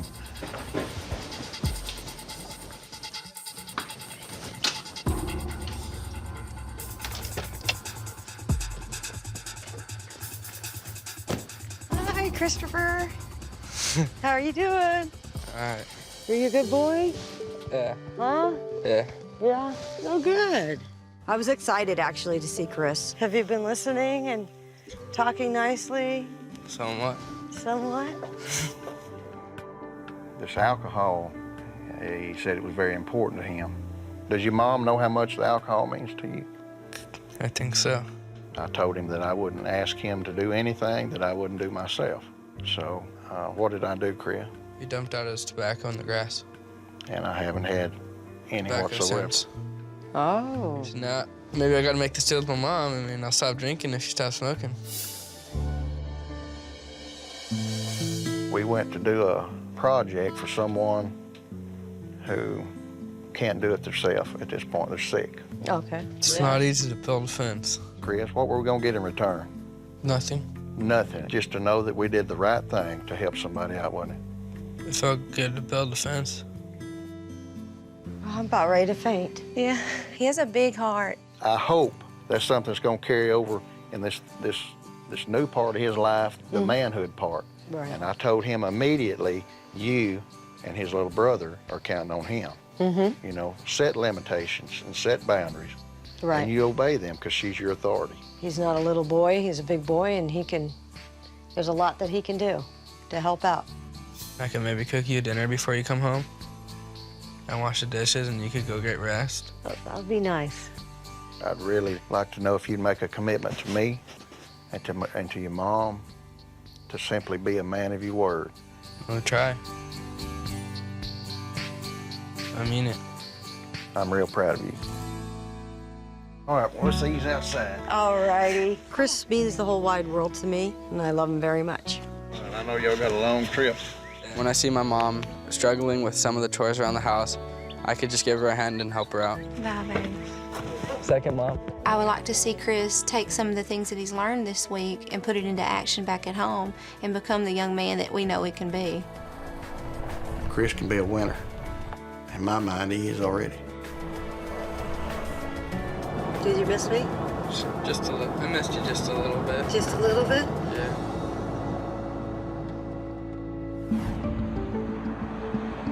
I hope Danielle learned to appreciate her life and the love that our family has for her. Right now, I miss my mom more than ever. Like, it's undescribable. Like, I just can't wait to see her. But there's your mom. So go get your mom and bring her in.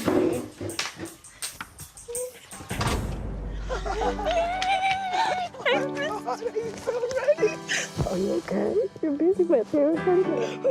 What's the matter? I miss you. Oh, God, I love you. When Danielle came out and hugged me, it made me feel wonderful. Hey, how are you? I'm good. I'm Christy Sheffield. When Danielle's mom was coming in, I was feeling a little bit of anxiety, knowing some things that we were going to have to tell her about how the week went. In the beginning, she didn't care about anybody but herself. Everything was whatever. And so we had a few moments. It wasn't fun at all after I had to do consequences. Consequences? Do you want to know what it was? I had to dig post holes. Oh, my God. With a post hole digger. In the beginning, I wouldn't really do it, and then I had no choice but to do it. We had a standoff. But throughout that, I tried to stress the fact to her that it's not important to get the last word. You have to learn to pick your battles. Set boundaries and stay with them. Yeah. But you can understand, hopefully, what your mom is. She's just trying to raise you to be a young Best I lady. could be. The best you could be, for sure. Best you can be. Whatever you say goes, and that's it. There's gonna be no more last words or refusing to do whatever I feel like doing. I think I just went down the wrong road and I lost myself, but now I'm back and yeah. I know you are. Come here. I love you. I love you too. We've enjoyed her, and I appreciate you letting us have this time with her. I appreciate you having her. All right. My only hope for Danielle is she sticks with it, that she has enough confidence and strength in herself to follow through. And I hope that her mom will encourage that and help it in a positive way. We're truly blessed. Thanks. You know that, too. Yeah, I do. When I get back home, I'm gonna definitely show more respect to my mom and give her all the respect she deserves. Thank you for everything. I'm really proud that she is willing to make those changes and realizes those are the changes she needs to make. Bye, Danielle. Bye. Bye-bye. I thought with Danielle and her mom, some clear lines and boundaries have to be set for her, and she has to keep her in check. It's a very rewarding feeling to know that you may have changed two lives forever. They're a little tougher than me. I guess I'm not that tough on you. Yeah, you're not a strict parent, but you're gonna become one. I love you, Danielle. I love you too. Ladies and gentlemen, Stratford Pageant Rose Queen is Kaya Jade Elliott. 16-year-old Kaya Elliott loves to be the centre of attention. But her smile hides a ferocious temper. Yeah, you can see me here, can't you? Why, she just can't pin it. She does my head in. It can be a nightmare living with Kaya, especially when she gets up in a grumpy mood. I've got a horrendous temper. Scream, shout, growl, I do everything, throw things. Kaya's approach to authority. She doesn't like any source of authority. To me, if I want to do something, I'll do it. If I don't want to do it, you've got no chance of me doing it.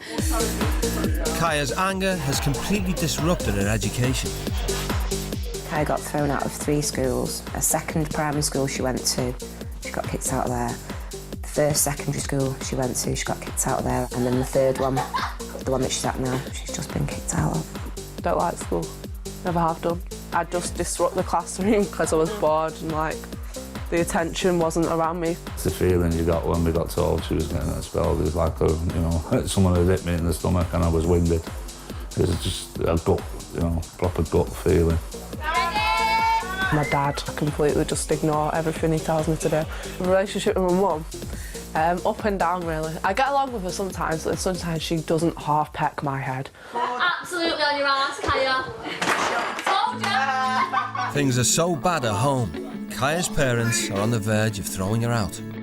I don't think Kaya's aware of the effects that her behaviour's had on both of us. On some occasions when I've got upset, she'll say, "What are you getting upset for?" And I look at her like, I just can't believe that she's saying that. I can't believe that she wouldn't understand. In my opinion, it's my head, my life, my brain. I do what I want to. Disappointed, let down and upset, I suppose, as a parent, mainly because it makes me feel like I've failed.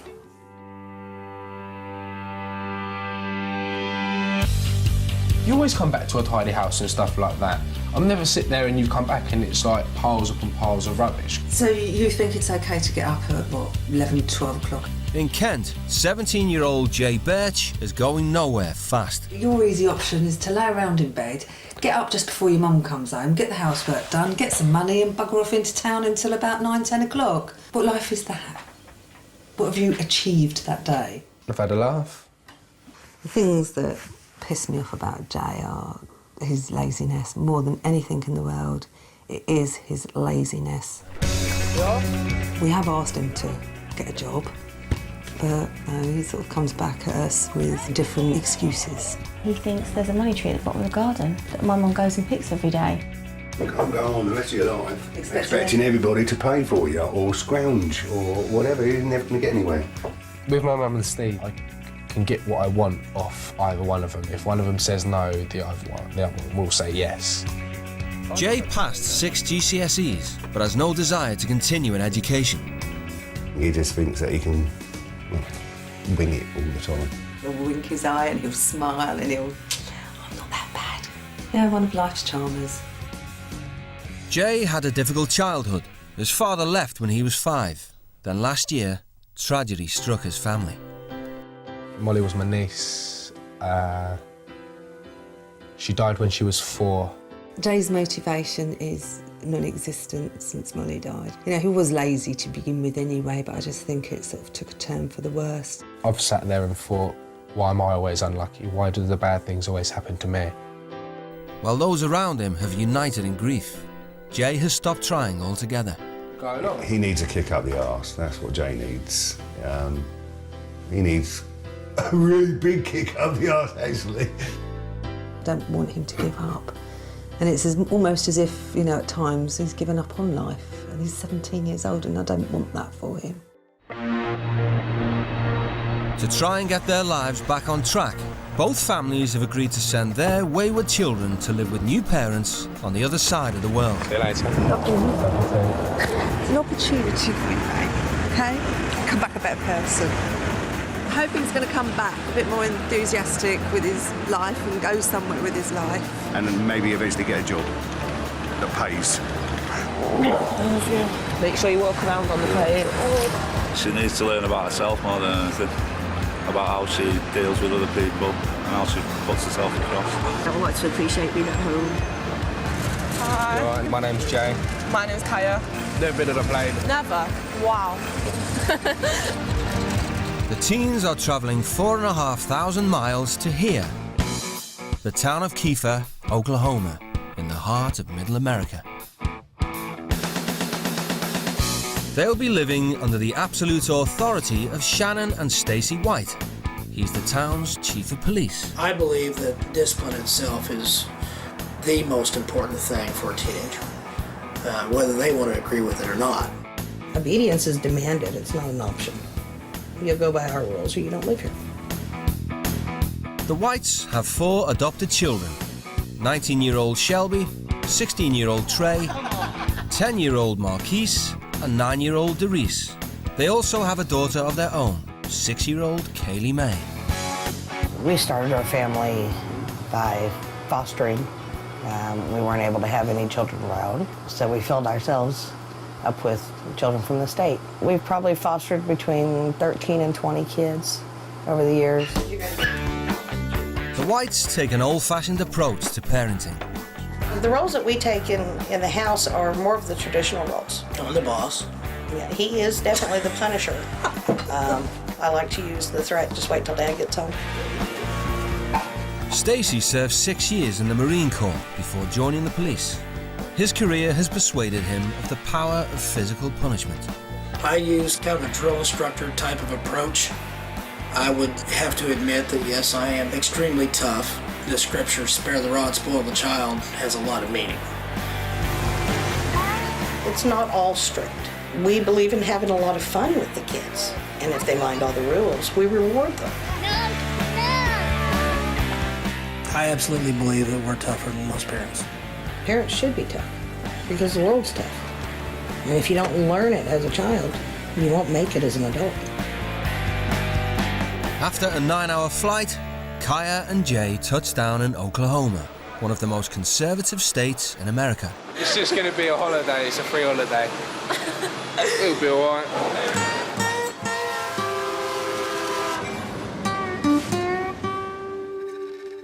Kiefer was once a rough, tough oil boomtown. But today is a sleepy, family-oriented home to just 2,000 law-abiding citizens. Everything's on a bigger scale. It's because they're all fat bastards. Yeah. Chief White believes his family should set an example to his community. He sets his standards very high. Meeting new people is always a great thing. Yeah, that's the way I look at it. Oh my God, he's a police officer. You are shitting me. I'm not getting out of the car. Hello. Hi there. Welcome to the White House. Nice to meet you. My name's Jay. I'm Stacy. I am Kaya. Nice to meet you, Kaya. Kaya. Nice to meet you. My name's Jay. Stacy. Nice to meet you. Hey, please. Oh, come on in and get comfortable. Come on in. Please. Wow. From now on, the teens will live by the same rules as the white children. The littlest one, that's Kaylee. Kaylee. Reese. Trey. Hi. I'm Shelby. Shelby. And then Marquise. Hi. Hi. Yeah. This is Kaylee's room. This is going to be Yeah, this is going to be your room. I hope you like pink. I hate the police. I've not had good history with the police. They don't like me, and I don't like them, and that's the way it's always going to stay. Jay, that'd be your room. Yep. I've never seen so many rules at all. The second one, that's going to be hard. Third one, hard. Fourth one, hard. Seventh one, really hard. Oh my God. Every child who stays with the Whites gets thoroughly briefed on the rules. Kaya and Jay are no exception. I want to just kind of sit down and talk to you guys for a few minutes to go over a few things that we feel kind of strongly about. As you can already see, I'm a police officer. I'm actually the police chief in this town, and my wife is one of my officers. I'm also a police officer. She's also a police officer too. So we enforce certain rules with the law behind us. Rule number one, respect us and our family, and we respect you in return, okay? Number two, no cursing in the house or in front of the minor children. This is the buckle of the Bible Belt, and cursing in front of a minor child is actually illegal. Everybody does their chores on a daily basis. If you've got a specific assignment given to you by myself or Mrs. White, we expect you to do it without us micromanaging you. Okay. Smoking and possession of tobacco is illegal in this state. For anybody under the age of 18. Yeah. Okay. The punishment around here, it ranges. On the bottom side of the scale, physical exercises, additional chores, to the other side of the scale, where potentially you could wind up in front of our judge for a crime. You're being fair. Okay. As the owners of the house, we have the right to search bedrooms and common areas anytime we feel like it. If you have any contraband in your bags, What does that mean? Cigarettes, alcohol, marijuana. Can we have one last That's what you said. Can we have one last fact? We can't have that. Okay? You're now seen as a part of the White family. And if these people out in the town see my kids breaking the law, they look bad upon me. But right now is amnesty time. I'll let you bring them to the table. Okay? Okay. Go ahead, Jay.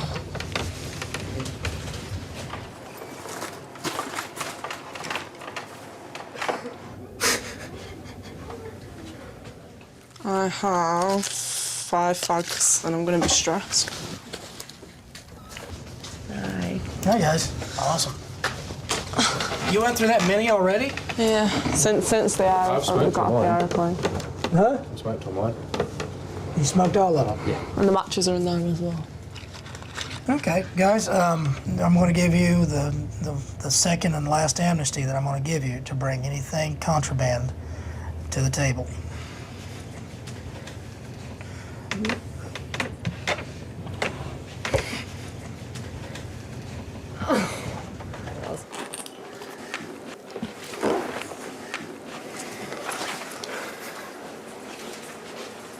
And I'm hoping you don't have any on your person because I don't want to have to violate you.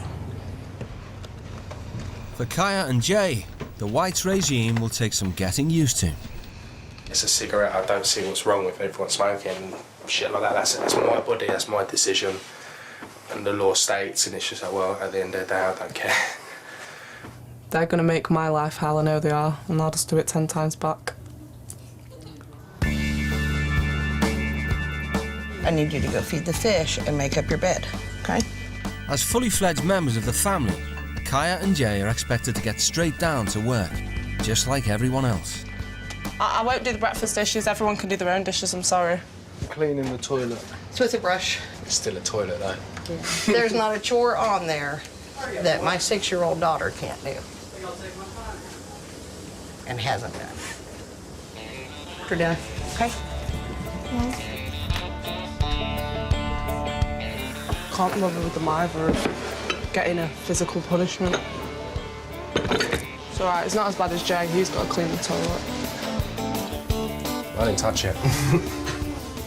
Looks fine.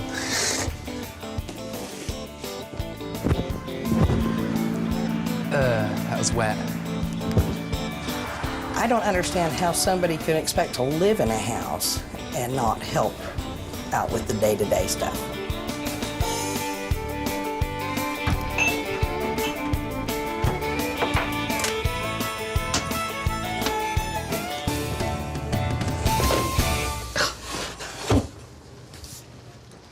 Jay, when we sweep, we move stuff.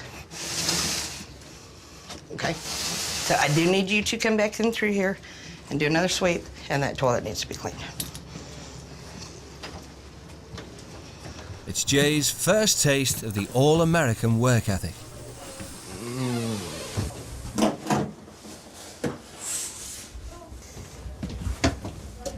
I ain't doing that. Shannon, could you show me how to do the toilet again, please? Sure, come on. Okay, just take it in here, use the brush and go around it. Okay. And what do I do when you let it down? What do I do with that bit? I'm not gonna clean it all for you. I see what you're doing. Bollocks. We don't play the games, so they're gonna get caught. Laziness doesn't work.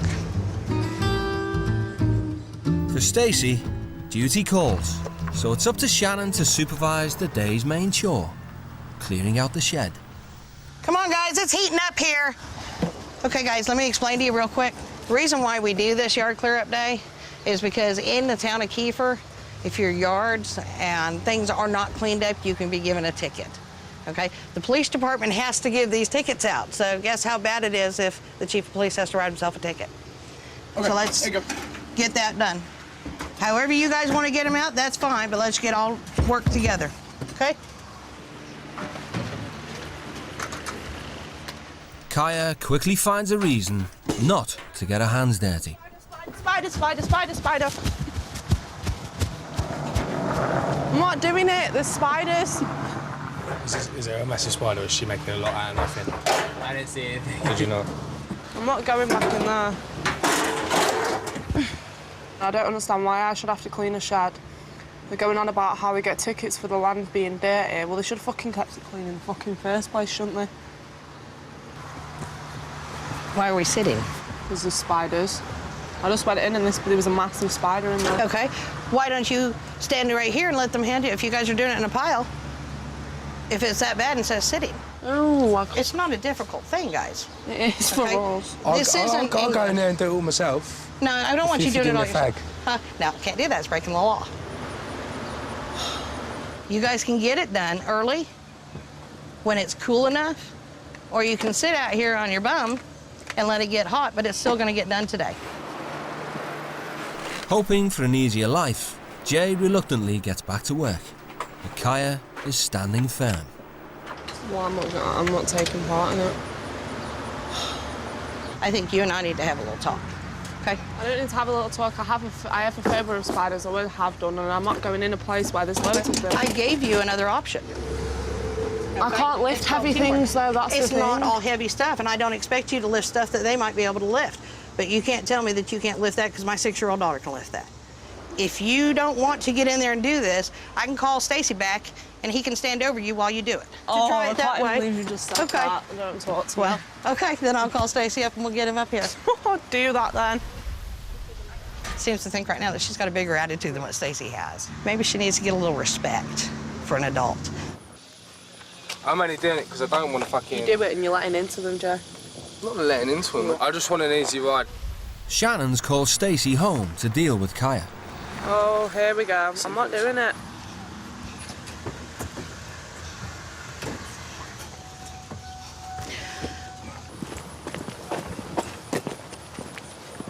What's the problem, Kaya? I'm not going in there when there's spiders. I'm scared of spiders. I've always had a phobia of them. I'm not touching it. Here's the way it works, man. Everybody else is working, okay? If you don't do it, I'm going to pressure you till you do. Yeah, but that's wrong, because you shouldn't pressure someone into doing something. Well, you always have to do things that you don't want to do, but you have to. That's a fact of life. We all do. You think I want to get up and go to work every... Give me the respect of looking at me and talking to me. I'm looking you straight in the eyes and giving you respect. Okay, life is about doing things that we don't want to do. You think I want to get up every morning and go deal with dirt bags every day? No. I can't do it. Hey, don't, you are disrespecting me. I don't like that. I'm not disrespecting you. You are disrespecting me because you're making me do something I don't want to do. No, I am not. I'm trying to teach you values. Teamwork values, and you're refusing it. Oh. I've had enough. I just want to go home and just not have all this pressure on me. I'm 16, I don't need to learn about this yet. I'm still a child. I don't need none of this. Hey. Before getting tough with teenagers, Stacy always tries reasoning with them first. Come talk to me. Let's at least talk. Okay, this is a team effort. Do you see just you out there by yourself doing it? No. No. Do you not see that the other siblings out there doing some of the even worse jobs than what you were assigned to? I'm not getting forced into do something I don't want to do. It's as simple as that. I don't do it. It's how I've always been. If I don't want to do something and I know in my heart and my head I'm not doing it, I don't do it. Do you think you'll succeed doing that? I don't know. I don't care, to be honest. As long as I'm happy, that's all that matters. Simple as.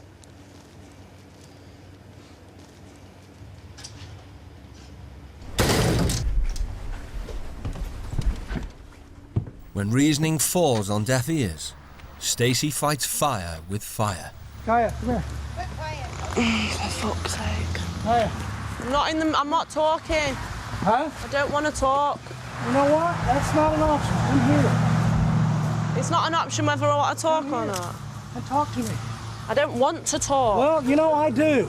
Well, I don't. And I'm not going to give up until you do. Well, I'm not going to give up either. Okay, well, this is America. You don't act that way here. It doesn't... Oh. Okay, you agree to this, okay? You agree to this. So either be a quitter or not.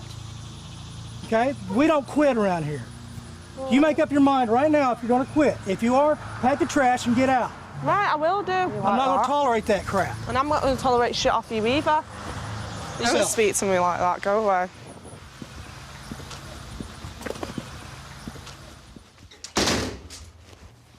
Fucking arse, some police officer can speak to me like that. I don't think so.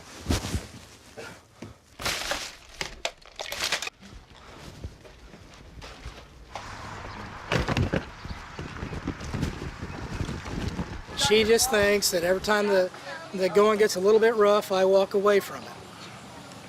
That's not the way life works. A girl's got a lot to learn. What Kaya doesn't know is that in Oklahoma, it's illegal for a minor to run away from home. Stacy has called one of his colleagues to bring her back. Why are they stopping? If they're getting out that car for me, I swear. I'm leaving. Leaving? Uh-huh. Where are you going to go to? I'm leaving. You're in the United States. Okay, we have laws here, and you will respect those laws. You're going back to the house. No, I'm not. Okay, right, listen put it to this me. way. I'm a person. Listen to me. I have understand that, feelings, okay? and I'm not going back. Let's start this way, okay? You're going to see a whole different side of me now. You're going to get in the car, or I'm going to make you get in the car. I'm not doing Okay? it. I'm being serious. Let's get Why in the the car. fuck do you want me to get in the car? There's no debate. We're going to cool off. Never mind about cool off. I'm not going to cool off. Taking the piss now.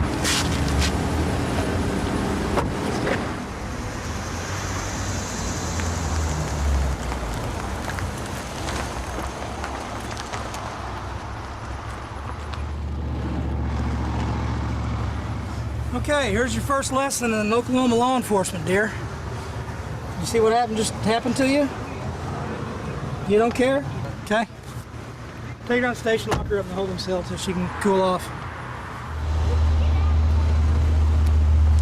My kids have sat down at the police department with handcuffs on before.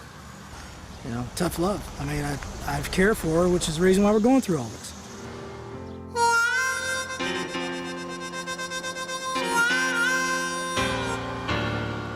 Before she's taken to the cells, police dispatcher Marsha Morgan has some wise words for Kaya.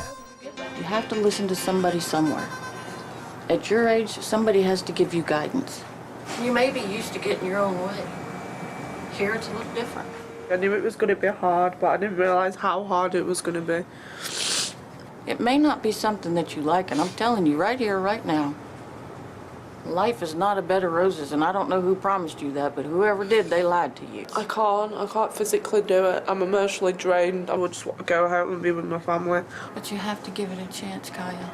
I can't. Do you possibly think that if you go back right now, that they are going to be totally proud of you? They're going to go, what did we do wrong?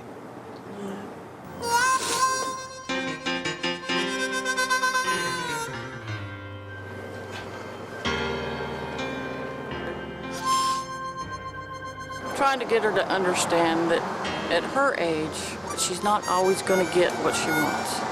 And if she quits on herself now, she's going to quit on herself for the rest of her life.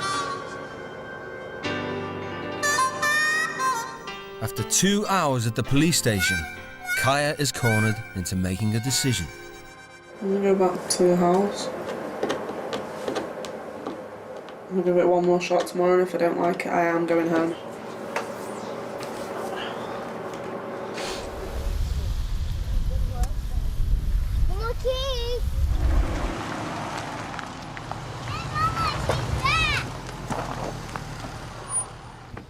To be welcomed back by the Whites, Kaya must first make amends for her behaviour.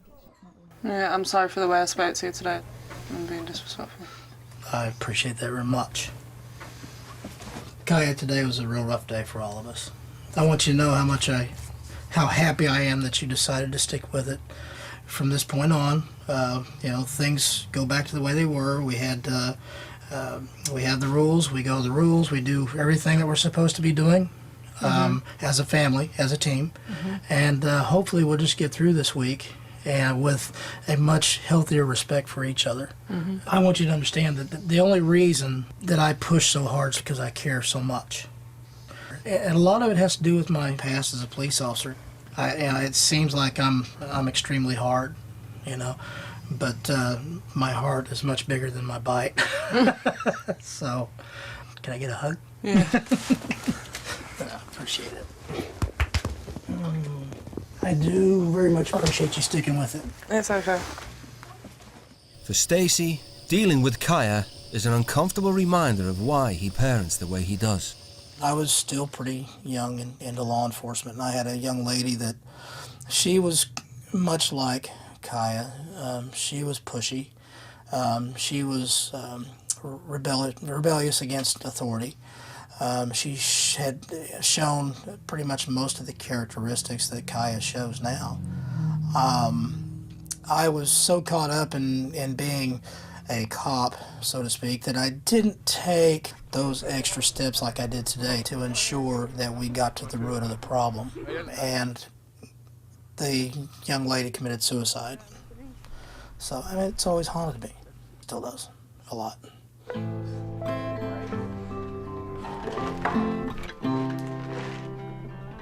Evening chores give Kaya the chance to reflect on the day's events.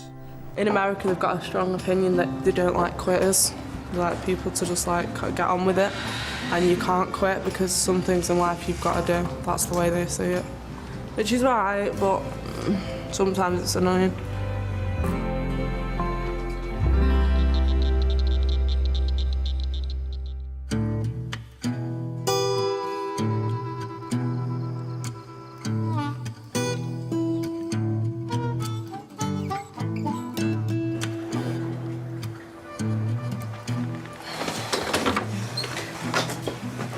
He's just passed out. Come on, Jay. Time to go. Kaya, time to wake up then.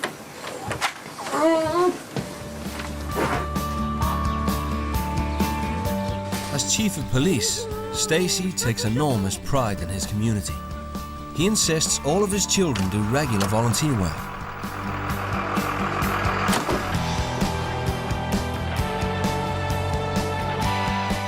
Today, he's offered the teens services washing police cars under the supervision of Deputy Chief Mattia.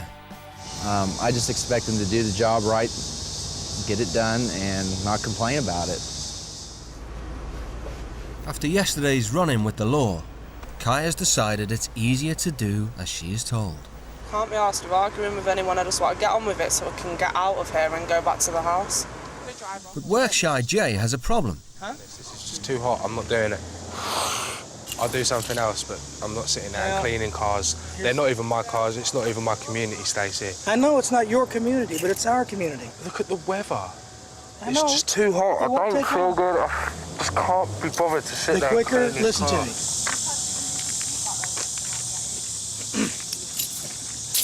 This is too hot, Stacey. I'm sorry. Come on. Suck it up for 30 minutes. Toughen up, okay? That's all I'm asking you to do. Just suck it up. It's just bollocks. I mean, I ain't never done anything wrong. I ain't never gonna go in the back of these. What they should do is the criminals, they should be fucking cleaning them. Regardless of where his frustration level is, there's no reason to be disrespectful, and we're gonna have to hash that out later. Deputy Chief Mattia wants to know about Jay's life back in the UK. So do you have a job back home? No. Full-time, don't go to school? Dropped out. What kind of jobs are you looking for? I'm not. You're not? The pressure to make something of his life is getting to Jay. I just want a cigarette or a spliff. This is just bollocks.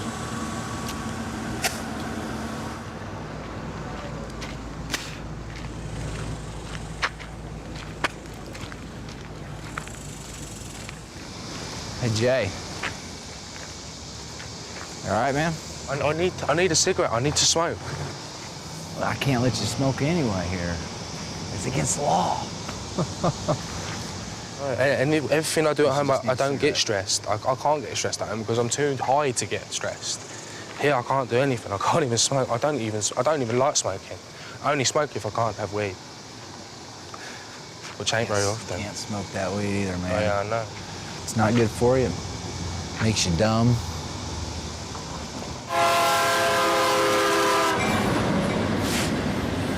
What we're gonna do is just wash off the cars, get it done, and get back to the house.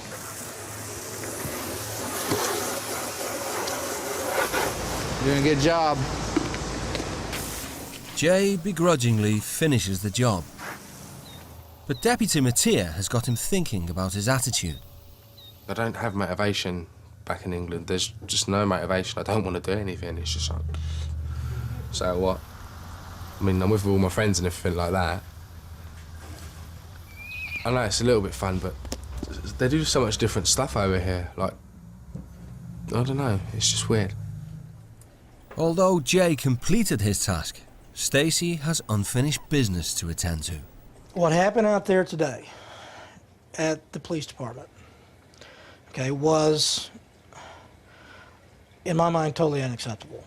And the manner in which he spoke to me, I can't tolerate that out of any of my kids or any of my officers. No matter what had happened, okay, it gave you no right to be disrespectful to me. I apologise for that. I know it wasn't right, but that's all I can say is sorry.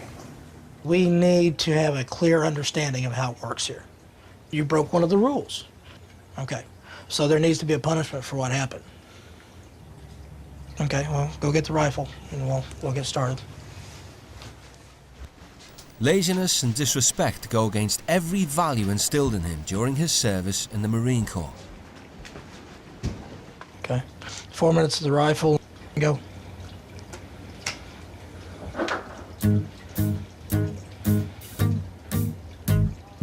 The dummy rifle weighs 12 pounds. But this is not a test of physical strength. 3 minutes. It's a punishment designed to create self-discipline.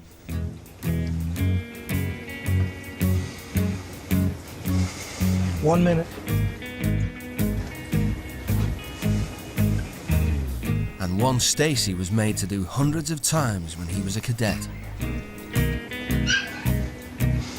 10, 9, 8, 7, 6, 5, 4, 3, 2, 1. Put it down. Okay.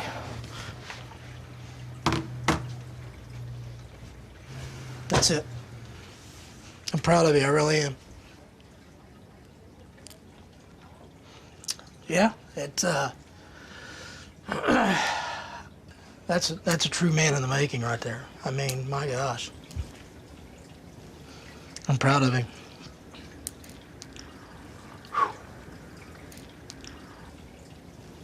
Sometimes you forget the human side when you strive so much to be tough, and things like this happen that remind you that, wow, I do have feelings. So, I'm happy right now. Really am. Seeing such determination has left Stacy curious about Jay's defeatist attitude. What caused Jay to develop to where he's at today? It was a lot to do with my real father. I had a shit upbringing to begin with. It was awful. Some of the stuff I saw, some of the stuff I went through. I do hate my father, but I hate not because of what he done, it's for what he didn't do. I understand that. He didn't bring me up. At the age of 5, I had to act like a 13-year-old. My mum, she loved me to bits, and I know she did, but she had her own problems, and I needed to take pressure off of her. And the only way I could do that was by growing up too quickly. Yeah, I mean, how do you feel about yourself right now? I still think I am living in my childhood, and my parents always say, you're an adult, you're an adult, you're an adult, but I've never shown them that I'm an adult.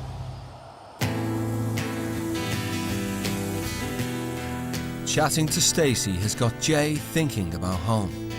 I miss my family, and I don't appreciate them. And when you've got all those feelings going around your head, it makes you realise what you're actually here for. It's because you do need to change. He's not the only one contemplating family. Me being in America, it's a bit weird because obviously I want to go home because I miss everyone. I miss mum and dad a lot. Can't wait for the week to hurry up.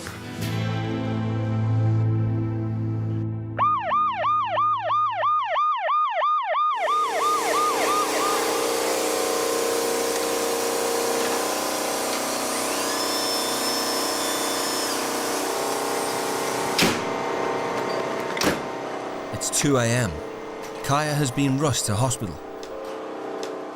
She complained of feeling unwell, mentioning insect bites as a possible cause.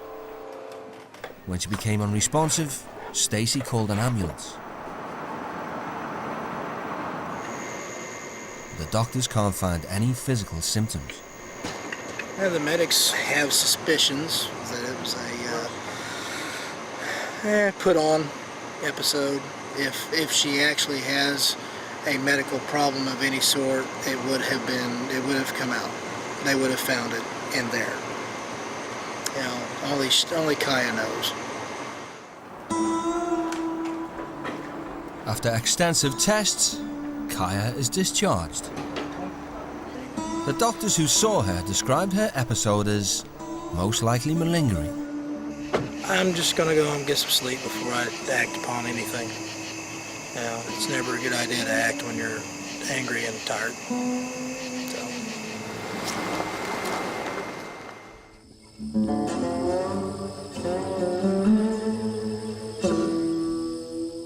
It's only the teen's fourth morning in America. Last night's drama has left the whole family shocked and confused. She's fake.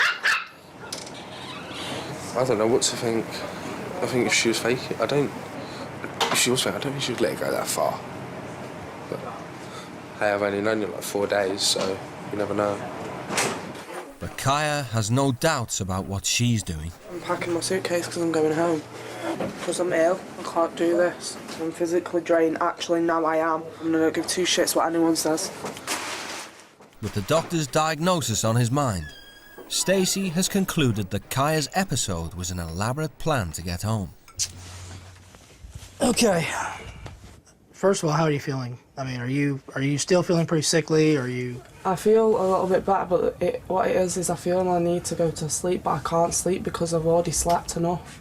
If you had to go back through everything that happened, do you think it would have been a little different than what happened last night? No, not at all, because that was the way I felt. If I felt ill, I couldn't open my eyes properly. It was how I was feeling.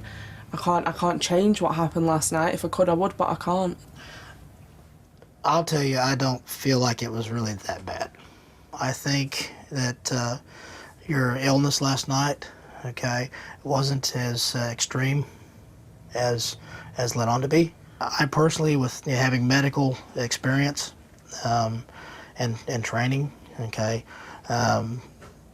saw that your symptoms that you had weren't indicative of a sting or a bite. It was merely some additional drama that didn't need to be there. And it really hurt a lot of people. That's how you feel at the end of that. If that's your opinion, that's your opinion. Okay.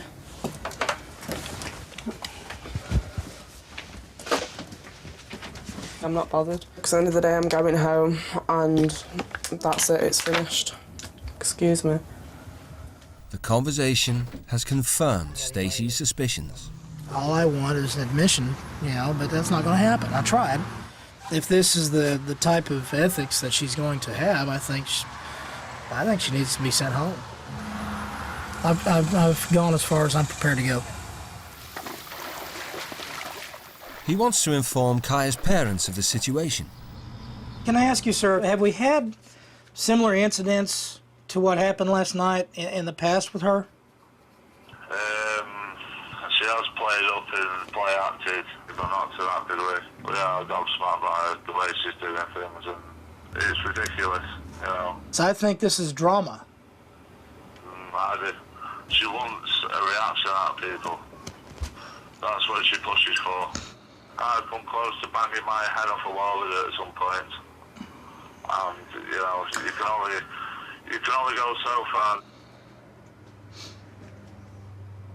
I was ready to send her home today, but now I'm upset. So I'm now inclined to make her stick it out and not make it easy on her. Well, you'd be doing me a grand favour if you did that. Okay. Say bye. Bye-bye. These people truly are at their wits' end. I mean, in my line of work, when you absolutely refuse someone asking for your help, that's called negligence of duty. And I have a parent here asking for my help, I've already made that mistake of turning my back once, I just can't do it again.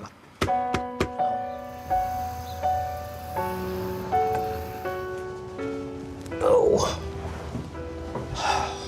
Hey, Kaya. So, go on in and have a sit, hon.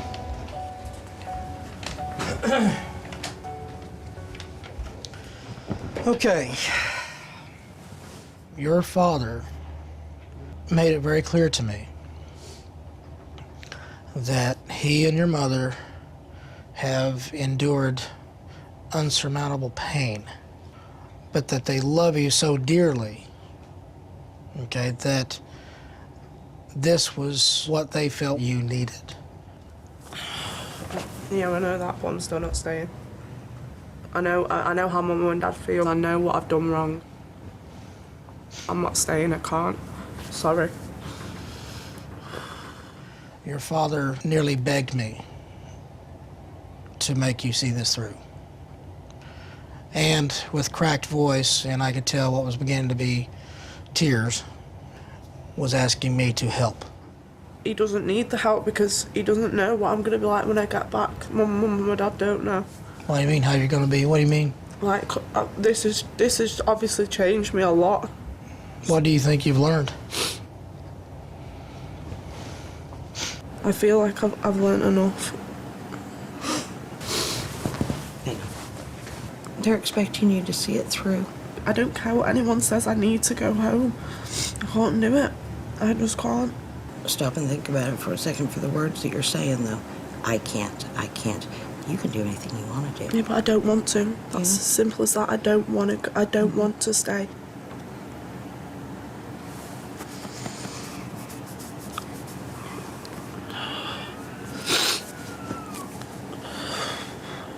Why don't you go dry your eyes up?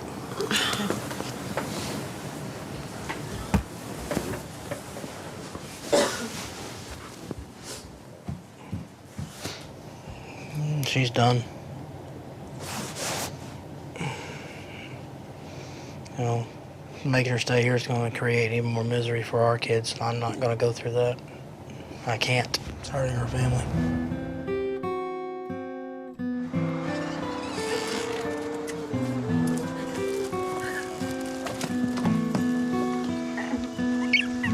No biting. Think about others. Think about other people when you're going through life, all right? Good luck, baby. Good luck too to you. We love you. Love you too. Take care. I will do.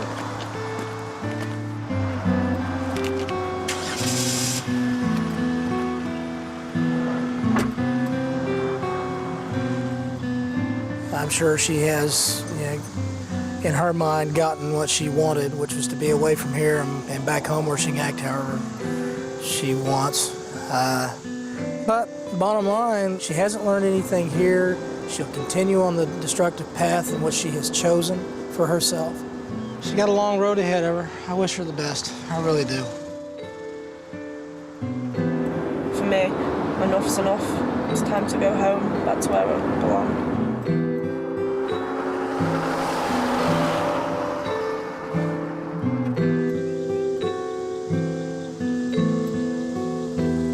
As Kaya starts her journey home, in Manchester, her parents are left to contemplate their family's future. Well, I was devastated when I found out she was coming home. I couldn't even speak. Completely numb. I can't believe she's not followed it through till the end. you know, I said to her before she went away, I said, look, you've got to meet middle ground with people. You can't just have everything your way. Annoying thing is, she knows she could have done it. Oh, yeah. She just chose not to. And the point is, if that doesn't work, what is going to? Right.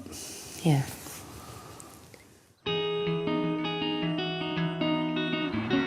With just a short time before he's due to leave, Stacey and Shannon are determined that Jay learns some valuable lessons. Jace, I'm gonna go in, I'm gonna be nicey, and do exactly what you say, and then you're gonna like me.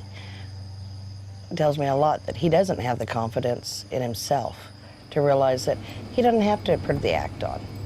Once he realizes that he is good and, you know, he's someone that's worth something, I think that'll take him a long ways. Stacey is a police firearms instructor for Oklahoma. He believes that weapons training can instill a sense of maturity and responsibility. Welcome to the range. He wants to show Jay just how much faith he has in him. Jay's parents have given permission for Stacey to entrust him with a loaded gun. Okay, Jay. Okay, what you have in front of you here are the government model 1911s, 45 ACP. That's a 45 caliber round. Okay, go ahead and hold it. If someone gets shot with a 45, they're going down. Even if they're carrying body armor, they're going to be hurting. So the Oklahoma law enforcement philosophy is you shoot to kill. You don't want any hot brass going down your shirt.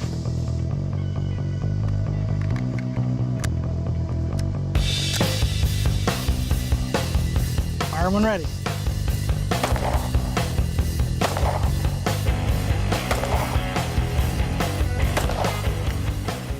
Lock it.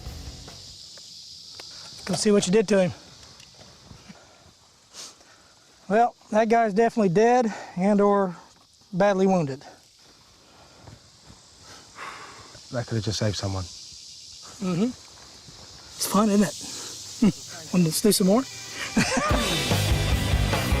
Okay, Jay, this is the M4 AR-15 assault rifle. It's a 5.56 millimeter. You place these crosshairs in the middle of your target. Do you understand? Mm-hmm.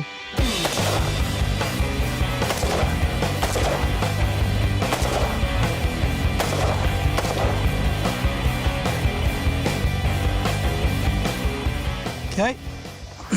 Inspired by Stacey's trust, Jay summons the courage to ask for advice. I don't want people to think of Jay Birch and be like, well, he could have been, but he weren't. And I'm fed up with that. When I told my father that I joined the Marines, he said, you won't make it. He said, they're too tough for you. Well, I was going to prove him wrong, and I did prove him wrong. It's just a matter of, mentally telling yourself, I'm going to do this. That's all it takes. I mean, there's always the fear of failure. I mean, always the fear. Each time you get knocked down, you've got to pick yourself back up and say, bring it on.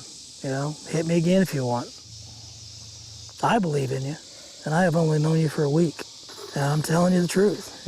I believe you can do it. I believe you can excel in whatever the hell you want to do. Jay is starting to accept why he's never tried at anything. I'm afraid of other people seeing me fail because I'm one of those people that never likes to fail, and I don't set myself any goals because if I don't set myself any goals, I can't fail, so no one can see it. When Jay's family sent him to Oklahoma, their main hope was that he would find a way to move forward from the family's bereavement. Jay's niece, Molly, was 4 years, coming up for 5. She very suddenly had a droopy face. My daughter took her to the doctors, who sent her up the hospital. Within 3 weeks of going up to London, Molly died. It's devastated us. 1 week I was sitting on the bed watching a favourite film with her, playing around, having a bit of a play fight, mucking around, and the next week I'm sitting up at King's Hospital and I can't explain it. You feel empty because I believed that she was going to get through it. I built myself up, and then it just didn't come through. That's what knocked me down, and that's kind of why I don't get my hopes up no more. I don't think he's dealt with it at all. I don't even think he's dealt with her being in hospital, the funeral.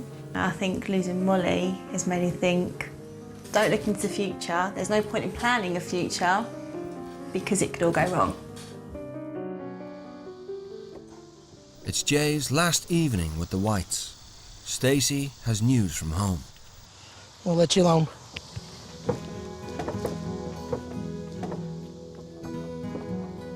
My darling Jay, where you're going with your life now, we do not know. I, as your mum, want so much more for you, but you need to get a grip and sort your life out. I think you've come to a standstill in your life. You seem to have given up since Molly died. Trust me when I say I want to give up as well, but we all need to carry on. I am not your dad, but I am very proud to call you my son. But all I want you to do is achieve the best you can do with the maximum effort coming from you. I've just never bothered in life. And I've not wasted my life, but it's beginning to get that way. I thought I was only pissing her off. I didn't think I was actually hurting her like that.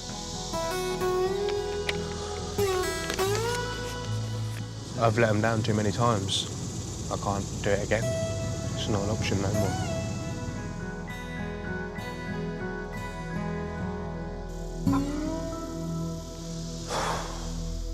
Jay must now return to his own parents back in England. very much. Shannon and Stacey hope honorary membership of Kiefer's police department will be a constant reminder of his time in Oklahoma. Oh my God. Thank you. You're very welcome. It just means so much. You earned it.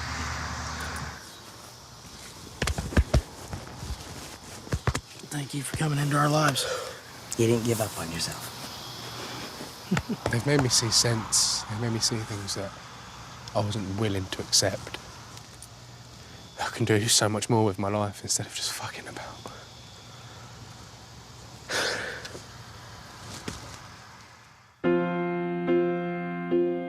Kaya's parents have had 3 days to get over the shock of her early departure.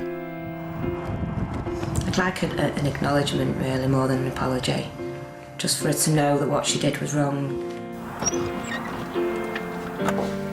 They both know the future is uncertain. For your sake, more than anyone's.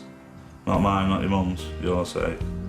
I hope you've brought back with you from where you've been some good points that's going to help you. It just seems you bailed out. It's just disappointing after putting as much as you put in, your mum put in and me.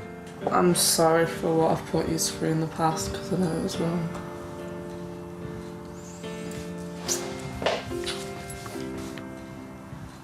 Don't cry. I wanted to learn by it, that's all. Just learn by it, can't you?